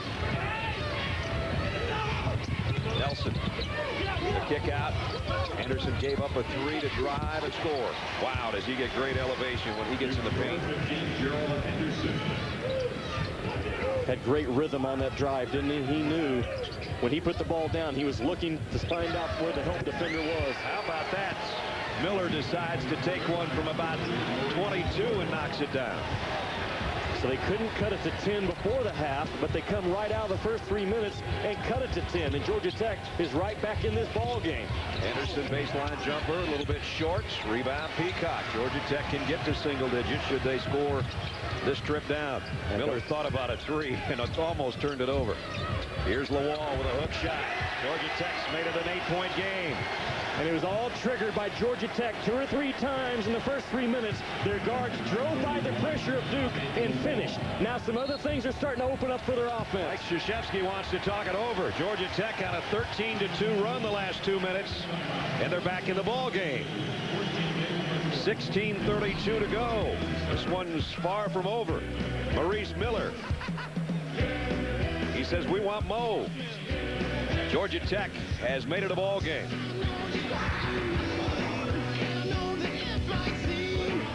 ESPN's Tournament Challenge. Fill out your brackets on ESPN.com. ESPN, the authority on bracketology. Bud Light is brewed to give you everything you want in a beer.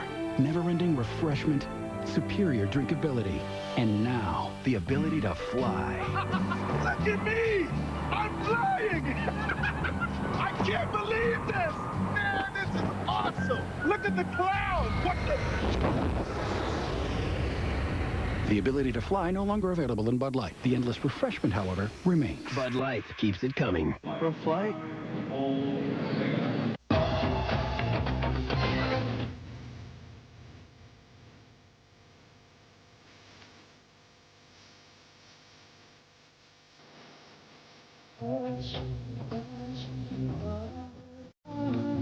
Hush, hush, I need the loving and I'm not to blame now.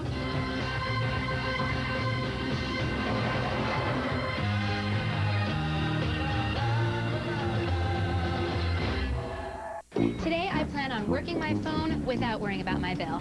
I plan on calling back Justin, Troy, Brad. Hey, Brad. Not Brad. I plan on telling my brother what I really think about his girlfriend and telling everybody everything I've been holding back. This is gonna be fun. I was just about to call America's most reliable network introduces a plan with truly unlimited calling. Talk as much as you want with anyone in the U.S. for one flat rate. And now buy an Alias by Samsung for $79.99 and get one free. Verizon Wireless. Why are energy drinks bad? 12 spoons of sugar? That's bad. 200 calories? Bad. Guarana? Tisk, tisk. Good for a short jittery burst, then a debilitating crash. So don't drink energy drinks. Drink 5-Hour Energy. It's not a drink, more like a sip. But with that sip, you'll feel alert and focused for hours, without the crash or jitters. It has 0 sugar, only 4 calories, and no guarana. 5-Hour Energy. Hours of energy now, no crash later. This ESPN2 telecast is available in spectacular high definition on ESPN2 HD, presented by Olivia.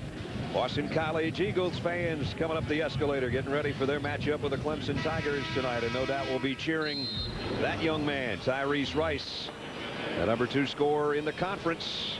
That's our second half of our doubleheader tonight from Bobcat Arena in Charlotte, North Carolina. Brad Nessler, Jimmy Dykes, Janine Edwards with you. Georgia Tech is on a run that's put them back in the ball game within 8. Scheyer misses a jumper, and Georgia Tech's got the rebound. Georgia Tech on a 13-2 push here. And now trying not to throw it away. The ball tracks it down. Miller for 3. And they're going to get it back. Inside they go. The wall double team. Trying to go up and under again. That's his best move in 2 nights. You know what, Brad? You're not going to score over the top of 7-1. So for a youngster to understand that and go around the 7-1, really a high IQ play. 20-point lead in the first half, a 19-point lead just moments ago. It's down to 6. Zubek had it stripped on the baseline. Zubek caught it high and brought it low, and that's why he got stripped. Yanni Lawal, we were talking about him. He's going to be a good one, just a freshman, but former Georgia Mr. Basketball. As Jimmy said, when you can't go over, go under. Georgia Tech's back to within 6. This caramel mocha Java chiller is so good. I love this mocha Java chiller. I don't know why, I just feel a little like, ah. I actually think it's a shot of real espresso in there. What? Yeah, these have shots of real espresso. No, they don't. Look, it looks like a shake. Yeah, it's caffeine. I didn't even notice. Well, I do. Java Chillers at Sonic. A shot of premium roast espresso blended into an indulgent frozen treat of your favorite flavors. And stop in for happy hour. Half-price fountain drinks and slushes every day from 2 to 4 p.m. Switch to Valvoline's Max Life. And there's no telling how long your car will keep going. Max Life not only protects against friction, but also leaks, deposits, and sludge. The 4 major causes of high-mileage engine breakdown. Drive it forever. Who does she think she's kidding? You know what she's been doing in Miami. You sit here, staring at a cement wall, alone, and she has the gall to just show up 3 days later, toss her bag in the back, and pretend she doesn't smell like new car. She was with a Prius hybrid. Oh, so now suddenly she's an environmentalist. With dozens of the hottest cars to choose from, there's a reason Avis is your other car.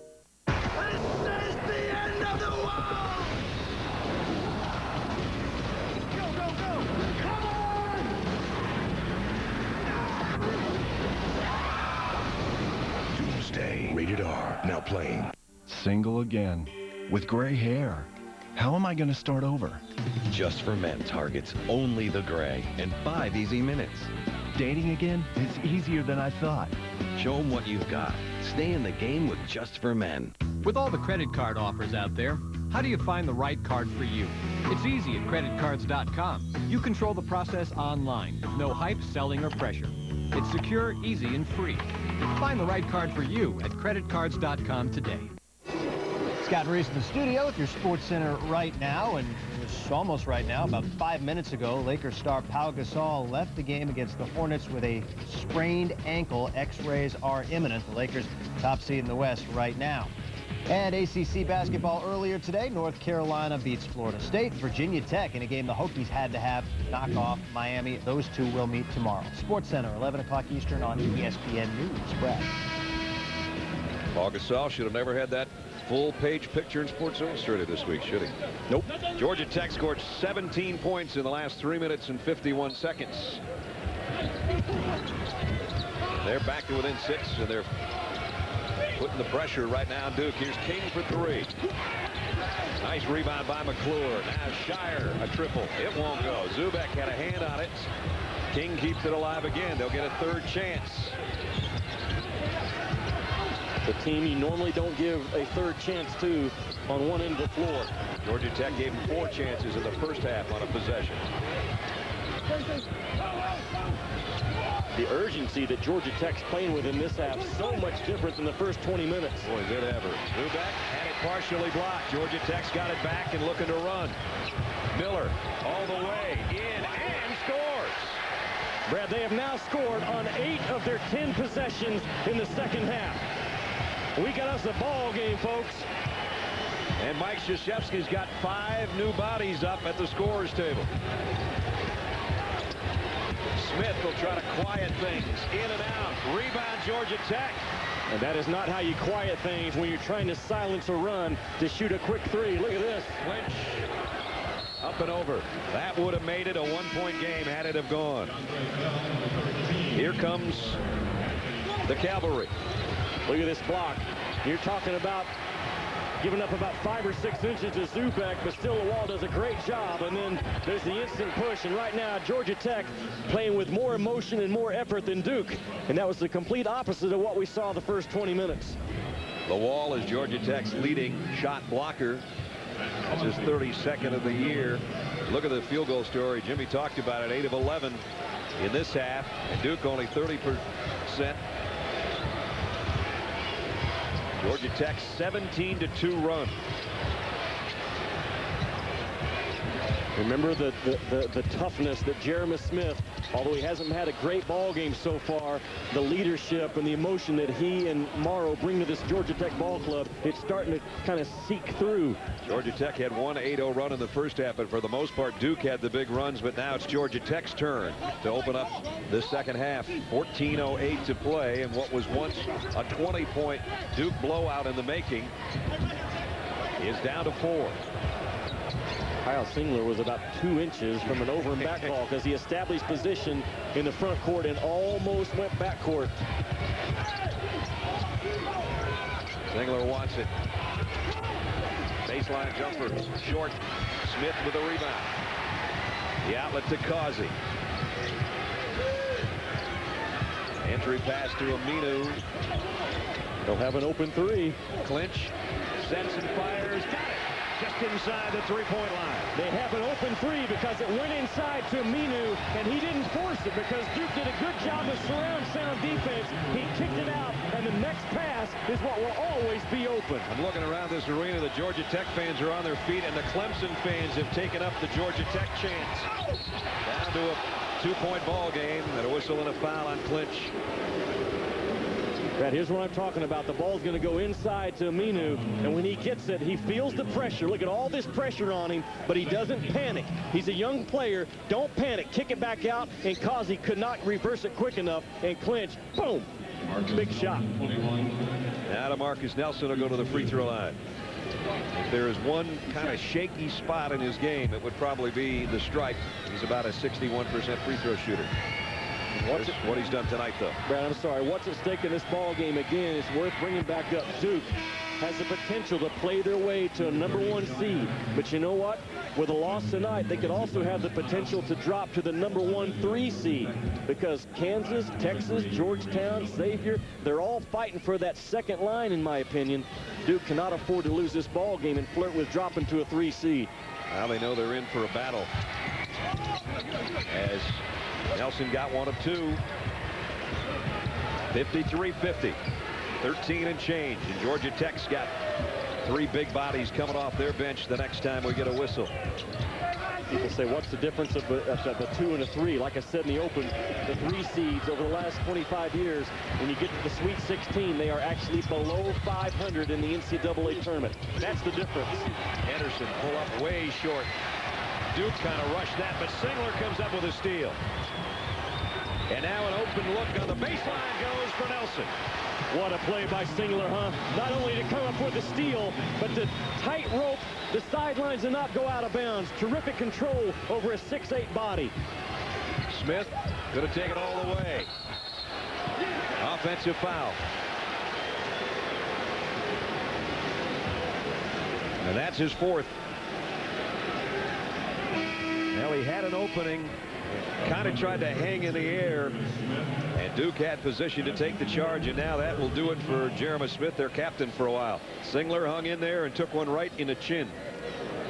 Jeremy should have either pulled up. He went one step too far, or he had a great opportunity to dish it off on the weak side for a dunk. That's a very, very big foul, because that's the heart, the soul, the tone setter, and the pulse beat for Georgia Tech right now. Exactly. They've just lost their inside muscle for who knows how long, maybe 6 minutes or more. Georgia Tech really pressuring Duke, just like Duke did to Georgia Tech the first 20 minutes. Singler got it inside. Thought he was going to be a little too strong with that shot, but it hung in there and dropped for him, and Duke goes back in front by 8. 12 minutes left. Winner will meet the winner of the Clemson-Boston College game in Game 2 tonight. Peacock had it slapped out from behind. And we've got a timeout. 11:51 remaining in the ball game. Georgia Tech had got it to 2. Duke with 6 straight points, though. And now Anthony Morrow hoping for a miracle, but his team trails by 8.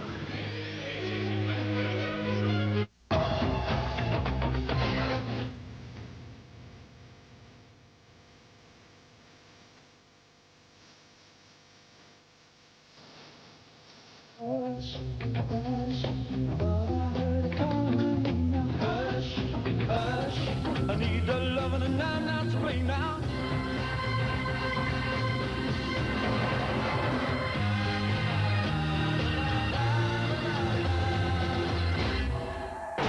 Now, every season is football season. From aerial attacks to awesome moves. Watch Russell Athletic ESPN Arena Football Monday at 8 as the Colorado Crush battle the Dallas Desperados on ESPN2. The journey begins on Selection Monday. From the tournament draw, This Maryland team is dangerous. to the final buzzer. Tennessee wins a national championship. We'll take you there. Women's Basketball Selection Special, Monday at 7 on ESPN. Hey, Ted, it's your brother. Listen, I know we've had a lot of awkward phone conversations over the years, but I think I solved the problem. I just got Comcast Digital Voice Home Phone Service. So this call should go a lot less awkward, because it's digital. Your phone calls won't change. They'll just cost less. Affordable and reliable Comcast Digital Voice. Some of sports' most electrifying moments are the most unexpected.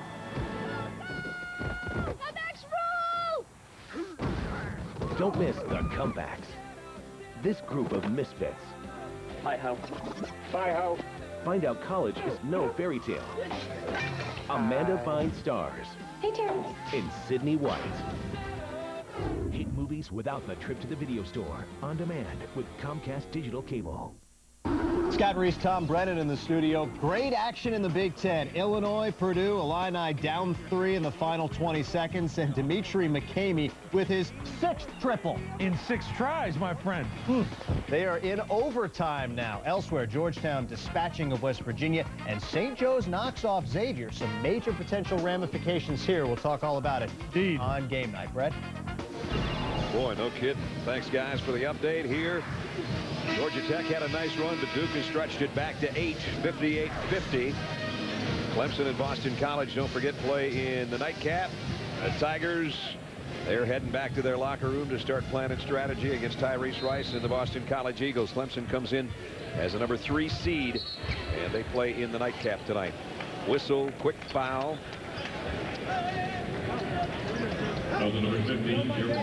Gerald Henderson picks up his 3rd. Big win for St. Joe's in the A-10. And what does that do to Xavier? Now they cannot climb up to a 2 seed in my estimation.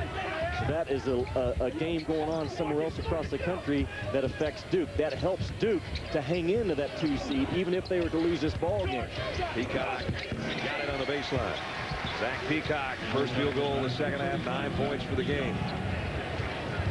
58-52. As we're at 11.5 minutes remaining in this quarterfinal matchup between the 7th-ranked team in the country, the Duke Blue Devils, and the unranked Georgia Tech Yellow Jackets. Paulus got it over to Scheyer in the corner. Whoa, good collision over there on the baseline, and crazy foul. That'll hurt you. Anthony Morrow made a run at Scheyer and then kept right on running, right through his arm. So that's going to put the number 2 free throw shooter in the conference on the line for 3 free throws. Yes, there was contact, but Duke also is the very best in the country at knowing how to get fouled on a 3-point shot. They will shoot and get their arms out and their legs out just a little bit and expect the contact to come, and they do a terrific job of exaggerating it. Scheyer has actually missed one tonight, which almost never happens, but he's 5 out of 6 from the stripe at his first point of the second half. And to me, that's a high IQ play. I mean, that's, you know, Reggie Miller did that for years in the NBA, just making the most of every opportunity that you have. Just like Duke, when a timeout is called, they will sprint to their bench, and I've been counting it in this game. They get an extra 10 to 12 seconds every timeout with their kids because of their sprint factor to the bench. He is on top of every small area of the game, Coach K. It all adds up, doesn't it? Sure it does. Back to a 9-point Duke lead. 3 free throws hit by Scheyer. Here's the Jim Boeheim 2-3 zone that Mike Krzyzewski picked up over the summer. Because of the Olympic situation. They will use some in March when they have to. And right now they're playing small ball, and they go zone. Peacock underneath. Second chance for Peacock. Zach Peacock, as he's done throughout this final couple weeks of the ACC season and into the tournament, 11 points off the Georgia Tech bench. Georgia Tech can't let this ball game get back to 10, 11, 12 points. They've had to use too much energy to get this close. Scheyer almost traveled and out. Georgia Tech plays for the steal. Nelson the extra kick to Paulus, and he knocks down a 3. They have had 2 opportunities in the last minute. They almost had a run out to the other end. They couldn't come up with a steal, and Duke has made them pay. Lawal, left-handed hook shot. Good-looking shot by Gandhi Lawal. Midway point of the second half, and 64-56. Paul Hewitt telling his kids, extend defensively. We've got to keep the pressure on Duke.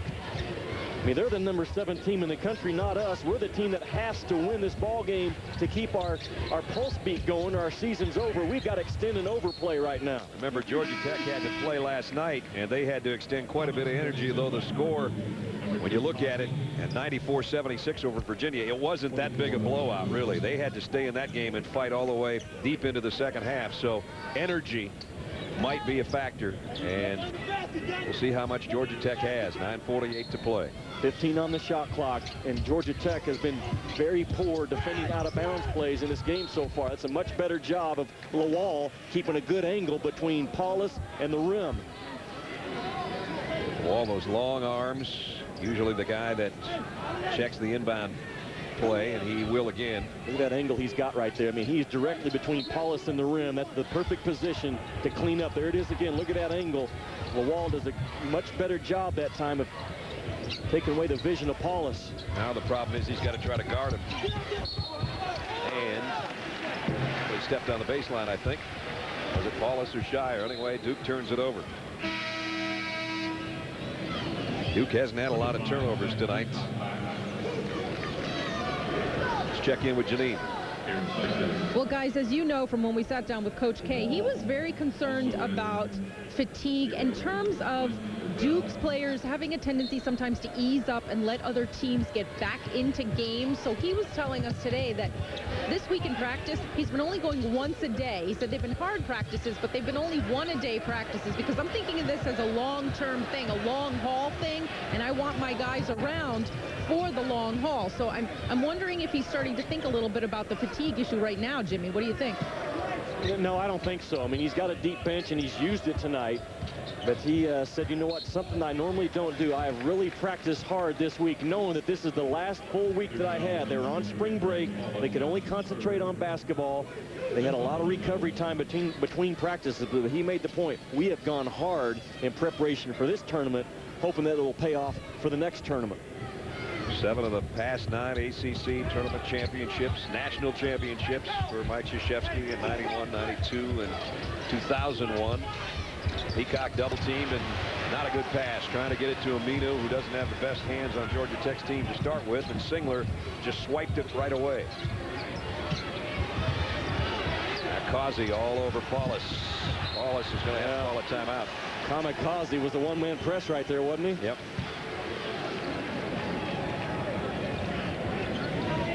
And so Duke takes the timeout. 8:56 remaining in the ball game. 64-56. Duke remaining in front by 8 points. North Carolina, of course, the top seed. Duke, the number 2 seed. And North Carolina advanced earlier today. As you take a look back, Florida State hung with them, especially in the first half. And then Roy Williams said, let's just calm down. Let's get it to number 50. That might not be a bad idea. Tyler Hansbrough ended up with 22 points and 6 rebounds as North Carolina advances to tomorrow's semifinals. They'll take on Virginia Tech, the surprising and youthful Hokies of Seth Greenberg. I talked to Coach out in the parking lot before the ball game out by the buses, and I said, Coach, I loved what you said in one of your post-game comments. He said he told his young guys, you know what, we're in the ACC tournament. Why don't we go out and play basketball and have fun? He said, it's not that difficult. I said, I love that.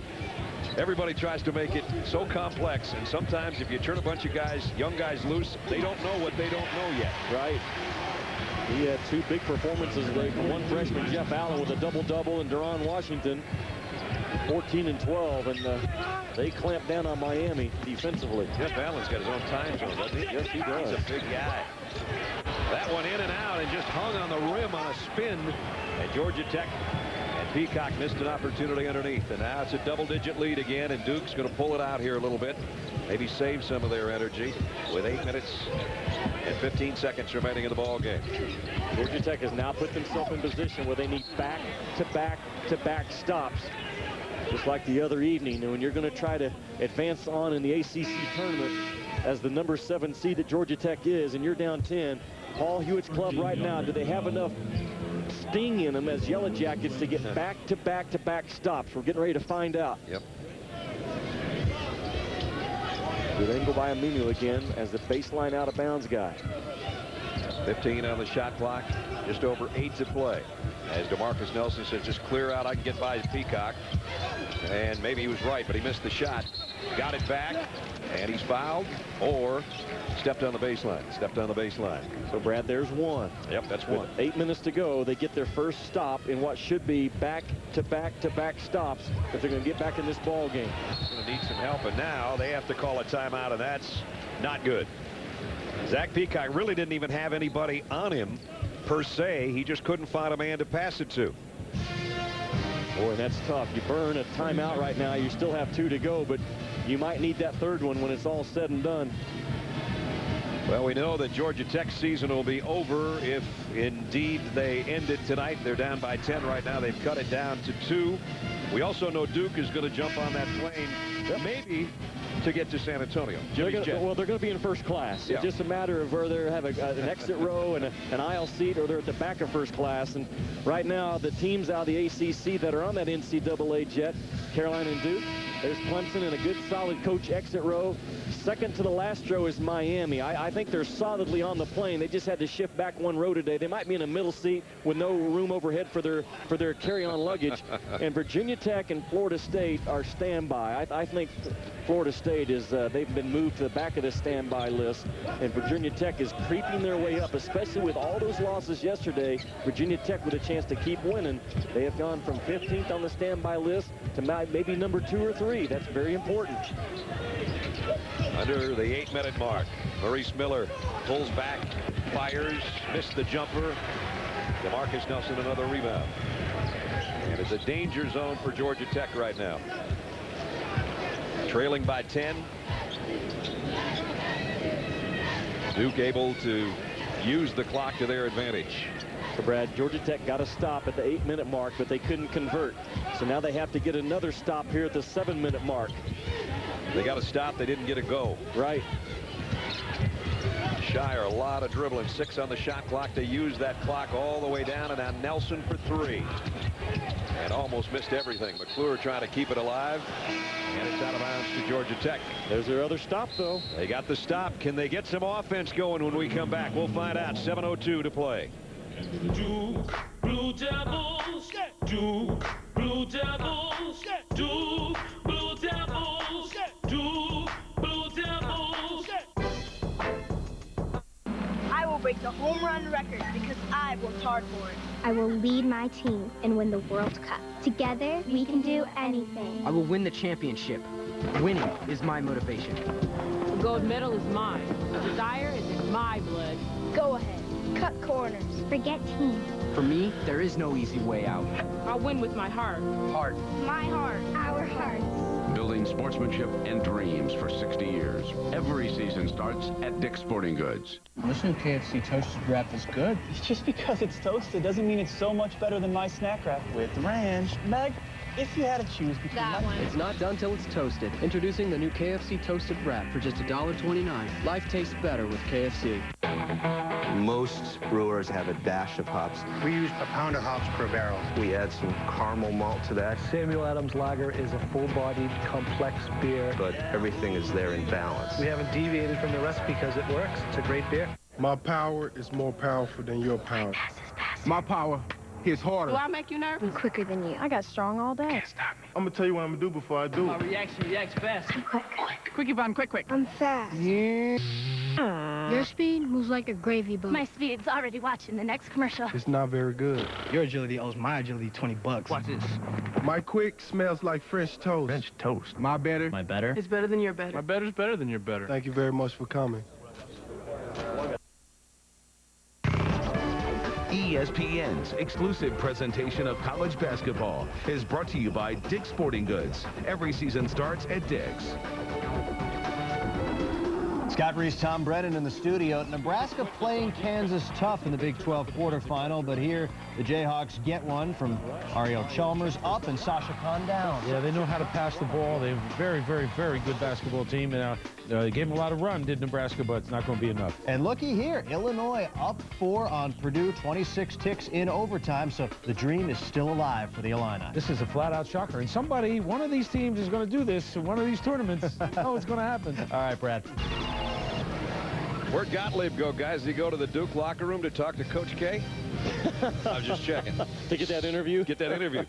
66-56. 7:02 remaining in the ballgame.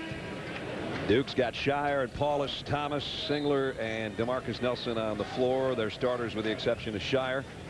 Georgia Tech will bring out DeAndre Bell, Maurice Miller, Zach Peacock, Anthony Morrow, and Gotti Lawal. So 2 freshmen out there for Georgia Tech. Their senior leadership, if it's going to come, is going to come from Anthony Morrow. Jeremy Smith still on the bench with 4 fouls. Pretty soon they're going to have to pull the plug and get him out there. Brad, it does you no good if you get back-to-back stops, but you can't score points. Georgia Tech now with an opportunity to score points here, they've got to make sure that the right guy's taking the shots. Thomas picks up the foul. Not a shooting situation yet for Georgia Tech, but a fresh shot clock. That's not their worry right now. Finding some offense is. Georgia Tech is a score, a stop, and a score from putting pressure back on Duke. Right now, Duke up 10. They're not feeling any pressure. You got to put pressure on Duke if you're Georgia Tech right now. Miller going against Thomas. Got his own miss in the tall timbers. Will he try it 3 times? Yes. And he had it taken away by Singler. 1, 2, 3, and out.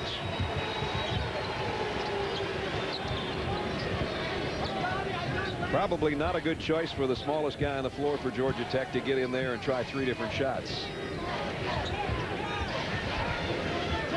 Again, Duke utilizing the clock, making it their 6th man right now with 10 seconds left to shoot. That would have been block me once, shame on you. Block me twice, shame on me. Exactly.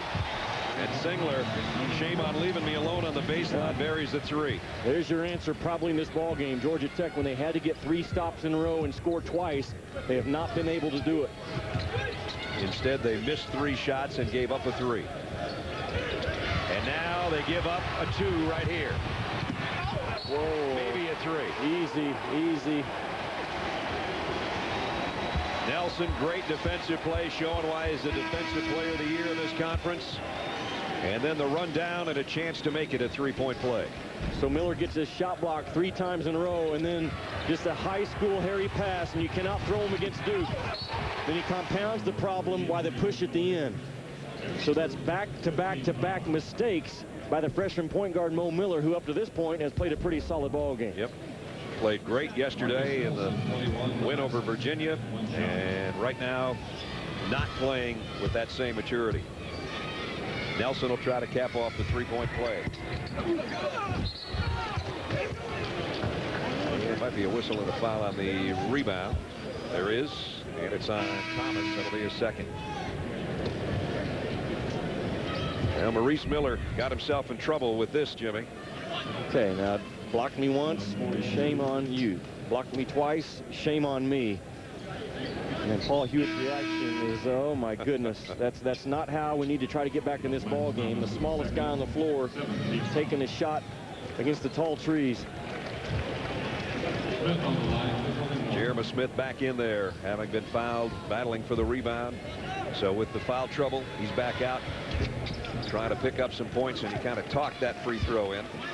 3 out of 4 from the stripe for Jeremus.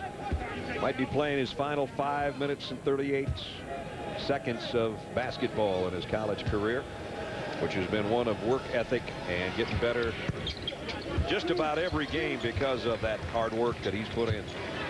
Captain of the team, and as Jimmy said earlier, the heart and soul of the group, and he's had to sit a good chunk of this game because of foul trouble.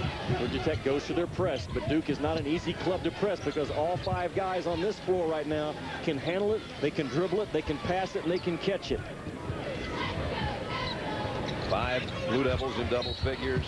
Causey with the hand check foul way out court against Scheyer. Let's check in with Janine. Well, Brad, Jeremy Smith credits Coach Hewitt for taking the time to talk to him each and every day, as in his words, to try and settle him down. He says Coach will just call him and say, how can I help you? How can I make you better? And Smith told me, it's really making a difference in his ability to relax and kind of perfect his approach to the game. I'm sure he'd like to perfect it even more this evening, but he did say that Coach has helped him quite a bit these last several weeks and just settling his game down and seeing the whole thing a lot better. Now, he opened our eyes when he told Jimmy and I that he was heavily recruited by Billy Donovan. He said, I wouldn't give up those 2 national championships at Florida for not having played with Paul Hewitt, for Paul Hewitt. So that's how much he thinks of his coach, and that's pretty high praise. You give up a couple of titles, that must mean you like the guy a lot. Well, the lead has gone back to 73-58 now. Time running out on Georgia Tech. Duke that much closer to advancing to the winner of the Clemson-Boston College game in our 2nd game tonight. And if they get through that one, would it be the matchup everybody always thinks is going to happen? North Carolina and Duke on Sunday. It's possible. North Carolina's still got to go through a semifinal game tomorrow. against Virginia Tech. Duke, if they hold on to this lead, still has to go through either Clemson or Boston College. And Clemson gave them a whale of a game, remember, down at Littlejohn. Overtime matchup. Marcus Nelson misses, and Morrow with the rebound. The outlet to Causey, and we're under 4 minutes. Here's Smith trying to put the brakes on. Might have gotten away with a little stutter step. Morrow, baseline jumper. Lawal goes up with authority and makes sure. So all 8 of Gotti Lawal's points have come in the second half. 6'8" freshman out of Norcross, Georgia. Norcross just won its 3rd straight Georgia State title, which hasn't happened in that state in about 23 or 4 years. So they're kind of building a little bit of a dynasty at Norcross High. NASCAR Nationwide Series in Bristol, presented by GoDaddy.com, is on ABC tomorrow. The Nationwide Series, Kyle Busch gunning for the points lead, and NASCAR gears up to go rubbing and racing at the world's fastest half mile, Bristol Motor Speedway. Coverage starts with NASCAR Countdown at 2 o'clock Eastern Time. What do they say? That thing is so tight, it's like trying to fly a plane in a barn. Yeah, that's not kind easy, of tight, is isn't it? That's very tight. That's kind of like the traffic in downtown Charlotte during the ACC tournament this week. Well, it looks like it's going to be Duke to advance to meet Clemson or Boston College. They've led by as many as 20. Georgia Tech cut it to 2 at one point in this half, but now they trail 73-60, and time running out on Georgia Tech's season. Duke getting ready to go to 27-4, and maybe toward a #1 seed if they can go through this whole tournament and beat North Carolina in the process. Whistle and a foul on Lewis Clinch brings us to a timeout. Right now, Duke with 3:39 left. Starting to think about tomorrow, maybe. Hi, guys. What's going on? Buzzword bingo. Buzzword bingo? These innovation meetings are killing us. The hype, the jargon. The buzzwords. Every time you hear one, you mark your card. In short, we are 100% committed to facilitating a culture of out-of-the-box, goal-oriented, value-added, disruptive Web 3.0. Bingo.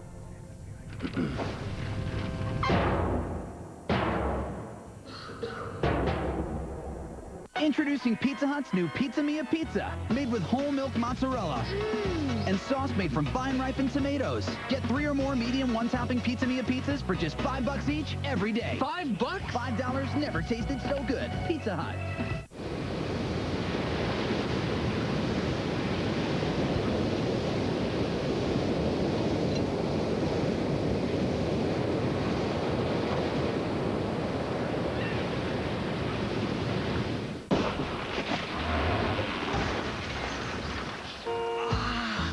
Yeah, a tree fell on my car. I'm covered, right? Was it a ficus? I don't know. Who cares? Well, the low-rate plan you chose does not include tree-related incidents, except for the ficus. You're joking, right? No. If you could save on car insurance without cutting your coverage, why wouldn't you? Call State Farm and see why it pays and shop the leader first. Get a quote and start saving today. That's no ficus. There's no looking back now. The time to let your resume speak for itself is here. Which teams will be granted a spot in the bracket? That is a very tough first-round matchup. Who will be left out in the cold? They got a raw deal. This is the team that has the easiest way to get back to the Final Four. 65 schools have a chance to cut down the nets. Our team will prepare you to pick one champion. ESPNU Bracketology, presented by Staples. Sunday at 7 on ESPN, followed by Black Magic Part 1. Scott Reese with the SportsCenter in-game update. Illinois has dispatched of the 2-seed Purdue in the Big Ten quarterfinal as Mike Davis gets loose underneath. Overtime win means the Illini get either Indiana or Minnesota, guys. Wow, how about that? Minnesota and Indiana getting ready to square off in the Big Ten. Here it's Duke, the #2 seed, very close to advancing now. They're up by 13 with 3:39 remaining. Mike Krzyzewski, it would be win number 802, and ironically enough, that would tie him with Dean Smith for the most wins through 33 seasons. Guys that used to coach against each other. Coach Smith, of course, a longtime man at North Carolina, who's part of the legends this weekend, as if he wasn't a legend in this part of the country. for about the last 50 years, but he is going to be one of the legends inducted at the luncheon tomorrow morning here in town, along with Lefty Drizel and a lot of ex-players. So our congratulations to Lefty, Coach Smith, and the rest of the guys. Well, he had high praise for Coach Smith, didn't he? When we were having that conversation with him, he said for Dean Smith to be that competitive that long, he said, I learned so much from that guy, the importance of just competing day in and day out. And Dean Smith did it for a long, long time. He said you might be surprised at how good of friends Coach Smith and I are. Of course, all the great matchups between those two, and at times the steamy relationship on those sidelines, but that's just part of the intensity of Duke and North Carolina. Scheyer goes flying in, chance for a three-point play, and a foul on Georgia Tech. And Duke's pressure has stayed constant this ball game. Georgia Tech now on a scoring drought of over 6.5 minutes. And I like the call. Miller underneath the basket taking the charge. Good job by Scheyer to attack the rim. And he's a slender-built guy against Scheyer. Go back to how crafty he is, because he's not a jet. He doesn't have strength, so he has to get to the rim off of smarts. He just has a high IQ mentality about how he plays. 16 points off the Duke bench for John. And now the lead goes to 16. So you can take Scheyer's points, and that's how much Duke is up on Georgia Tech right now. Georgia Tech fought like crazy to get back to a 2-point game. It was either 52-50 or 54-52 right there, and since that point it was Duke, and a lot of Duke.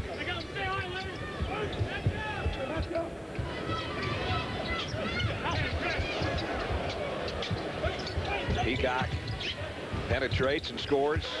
He's been a bright spot for Georgia Tech, and he'll be a good player in the future. Sophomore out of Miami. Missed first 5 games this year, had a stress fracture in his foot, a stress reaction, I guess they call it, which is the prelim to a stress fracture, so they kept him out of the ball games early in the season, but he's really come out here late in the year. A good job by Paulus to utilize the back dribble, because the pressure started to come on him, and he just back dribbled about 2 dribbles and gave himself more space to make that down court pass. Very simple play, but not every guard on the college level understands it. 2 minutes to play, 7 seconds on the shot clock. Scheyer, the hook pass is stolen away by Miller. Ahead, DeAndre Bell from outside, right of length. The jumper. Now it's Miller. He lets the traffic go by, and he buries a 3. And quick Georgia Tech timeout as they get it back down to 11. With a minute 46 remaining. Well, the Big East Championship presented by Aeropostale, part of Championship Week, presented by Dick's Sporting Goods on ESPN tomorrow night. It's going to be Georgetown taking on either Pittsburgh or Marquette in the championship game. So the 9th-ranked Hoyas against Pitt or Marquette tomorrow night on ESPN. Well, the Duke Blue Devils here with an 11-point lead, just 1:46 remaining in the ball game. DeMarcus Nelson, part of the All-ACC first team, well-deserved. Had to really fight through some injury problems to get to that level. Jack McClinton of Miami, great shooter. DeMarcus Nelson, 10th in scoring and steals. Sean Singletary, one of the top scorers in the country, 3-time first-team All-ACC performer. Tyrese Rice, will see him in the nightcap tonight, number 2 in scoring. And Tyler Hansbrough, number 1 in scoring, number 1 in rebounds, and double-doubles. Unanimous selection for the 3rd straight year. There's the ACC award winners. Tyler Hansbrough, the Player of the Year. Kyle Singler, that we're seeing here with Duke, the Rookie of the Year. DeMarcus Nelson, the Defensive Player of the Year. And Seth Greenberger, we talked about earlier, his team advancing to play North Carolina. All that young talent, the Coach of the Year. And you know, Jimmy, you go back to DeMarcus Nelson. 2 hours ago, we said, let's take a look at our star watch. You know, not flashy. He's got 15 points, 7 rebounds, and he's tied a career high in this game with 7 assists. That's what he does for Duke. Yeah, one of the really underrated seniors in the college game right now is DeMarcus Nelson. And, boy, he has embraced the role as a captain and all that entails for Duke, especially when you're the only captain like he is right now. And the only senior on the team. Yep. It's something that you are 24 hours a day. If you're the captain of Duke or North Carolina, UCLA, all those great programs. It's just like at home. My wife's the captain. 25 hours a day with you. Can't even rest. And sometimes she needs 26 to stay on top of you. Here's Nelson on the drive, and he lays it in to add to his point total. 17 points.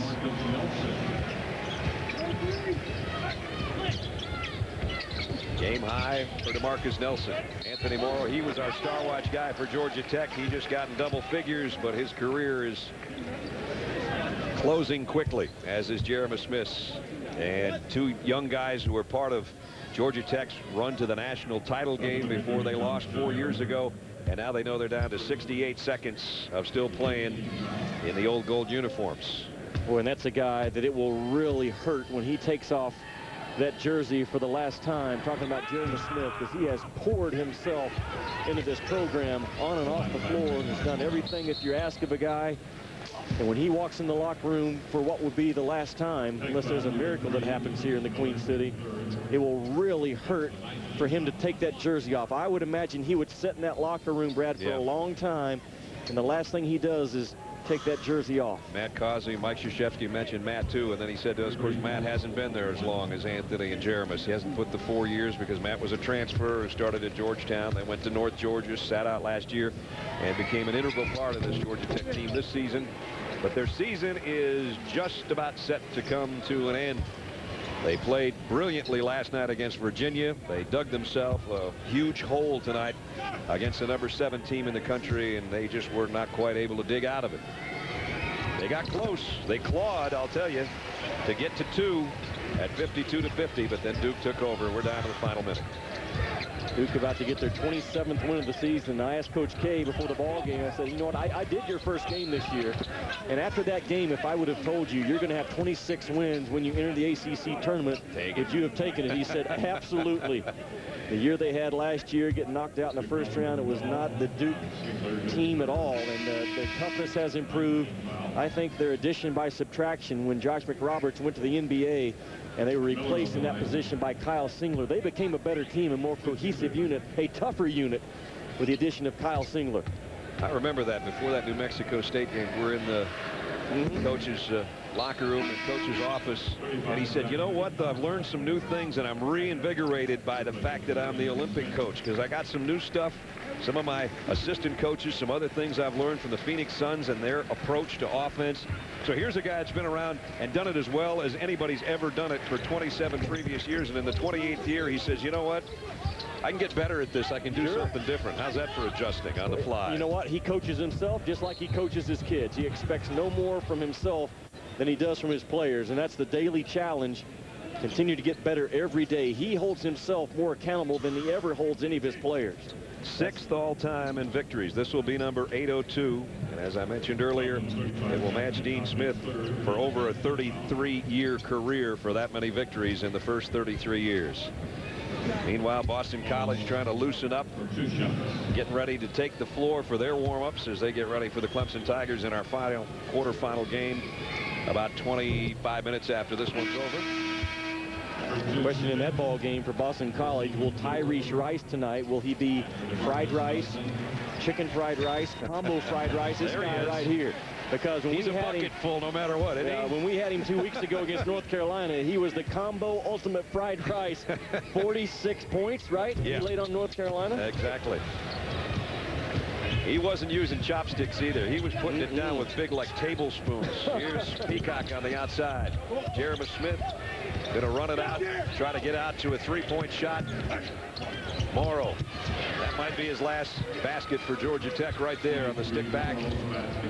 35-second shot clock, 37 in the game. Georgia Tech trying to scramble and just see what they can come up with here, trailing by 10. So Duke will take on the Clemson Boston College winner, barring a Georgia Tech miracle in the next 35 seconds. They defeated Clemson, and I mentioned it earlier. It was a great game. And against Boston College, a 10-point game where Singler was strong with a double-double of 24 and 10. DeAndre Bell picks up the foul. Scheyer is going to go to the free throw line. There's Boston College. An upset last night. I guess you have to look at it that way, as a lower seeded team anyway, as they took care of Maryland. BC had a tough year. They come in, they have lost 12 of their last 14. Clemson meanwhile had a great season. I think they're a team that has already solidified their mark as playing when this tournament is over, but can always add to your seeding by what you might do the rest of the way. Clemson will be favored over Tyrese Rice. He doesn't have the iPod in tonight. He's just doing this all on his own now. Last time we saw him dancing prior to a game, he went for 46. So if you're Clemson, you might right now make sure that your ankles are taped and all your equipment's on, because he has the look that we saw 2 weeks ago that I'm going to go for 40. Yeah. Scheyer leaves with 18 points off the Duke bench. Miller missing a 3. Scramble for the loose ball, and it's going to be out of bounds to Duke. 23 seconds left. Duke by 12. And Georgia Tech still showing pressure here. Scheyer and Nelson between them, pretty impressive. 2 leading scorers. And Jeremy Smith and Anthony Morrow coming out so their fans can give them a standing ovation behind the bench there. Georgia Tech careers come to a close tonight in Charlotte. 2 tough kids who got better and better just about every year in every game. One a great outside shooter, and one the muscle inside. And their careers come to a close here at Bobcat Arena. Coach K will have words of encouragement for both those guys, because again, in the locker room before the game, I said, what concerns you the most about Georgia Tech? He said, I have great admiration for Jeremy Smith and Anthony Morrow and how they have continued to help this team fight through a difficult season. Well, his senior was pretty impressive. DeMarcus Nelson, 17 points, 9 rebounds, 7 assists. Scheyer led the way with 18. And it's Duke advancing. He says something to Matt Causey, one of those seniors. And I'm sure, as Jimmy said, Jeremy Smith and Anthony Morrow will likewise get the handshake from Coach K. 82-70 the final. Right there. There it is. There's exactly. One. Yep. He'll find Jeremy The other one's Smith. already out on the court. There he is. The other one. You knew it was coming. You knew it was coming. 82-70. That means Duke will play tomorrow afternoon at 3:30 against either the Clemson Tigers, the number 2 seed, if seeds follow course, or it would be Boston College, the upset winner over the Clemson Tigers. That's our nightcap coming up next on ESPN2. North Carolina, the number 1 seed. Duke, the number 2 seed. Virginia Tech's there. Can Clemson make it a clean sweep of 1, 2, 3, and 4 in the semifinals tomorrow? We're about to find out. Let's check in with Janine. Well, Brad, I'm with assistant coach Chris Collins once again. And Chris, you told us at halftime you had to guard against becoming complacent versus this Georgia Tech team. When they climbed back to within 2 points, what were you thinking? Well, we knew we had to dig deep. We stopped playing defense for a while, and we told our guys they don't quit. They're very well coached. They have a lot of heart. They played for 40 minutes, which we knew they would, and we had to dig down and get stops. And our DeMarcus Nelson did a great job in the second half. He certainly did. He contributed in so many ways. He told me he takes pride in setting the tone for the rest of the team. What was the tone he set tonight? Well, he's our rock. He's like our big brother out there. He's our only senior, and we're going to go as far as he can lead us. Congratulations. Thank you. So it's Duke advancing, the number 2 seed over the number 7 seed. 82-70 is the final. Coming up next on ESPN2, it's College Game Night Update presented by Liberty Mutual. Then we'll be back here in about 20 minutes for Clemson and Boston College, so don't go too far. For Jimmy Dykes, Janine Edwards, and our entire crew, I'm Brad Nessler. We'll be back, so don't go too far away. We've got more action coming up from Charlotte, but right now, College Game Night is at hand. Duke wins it by a dozen over Georgia Tech.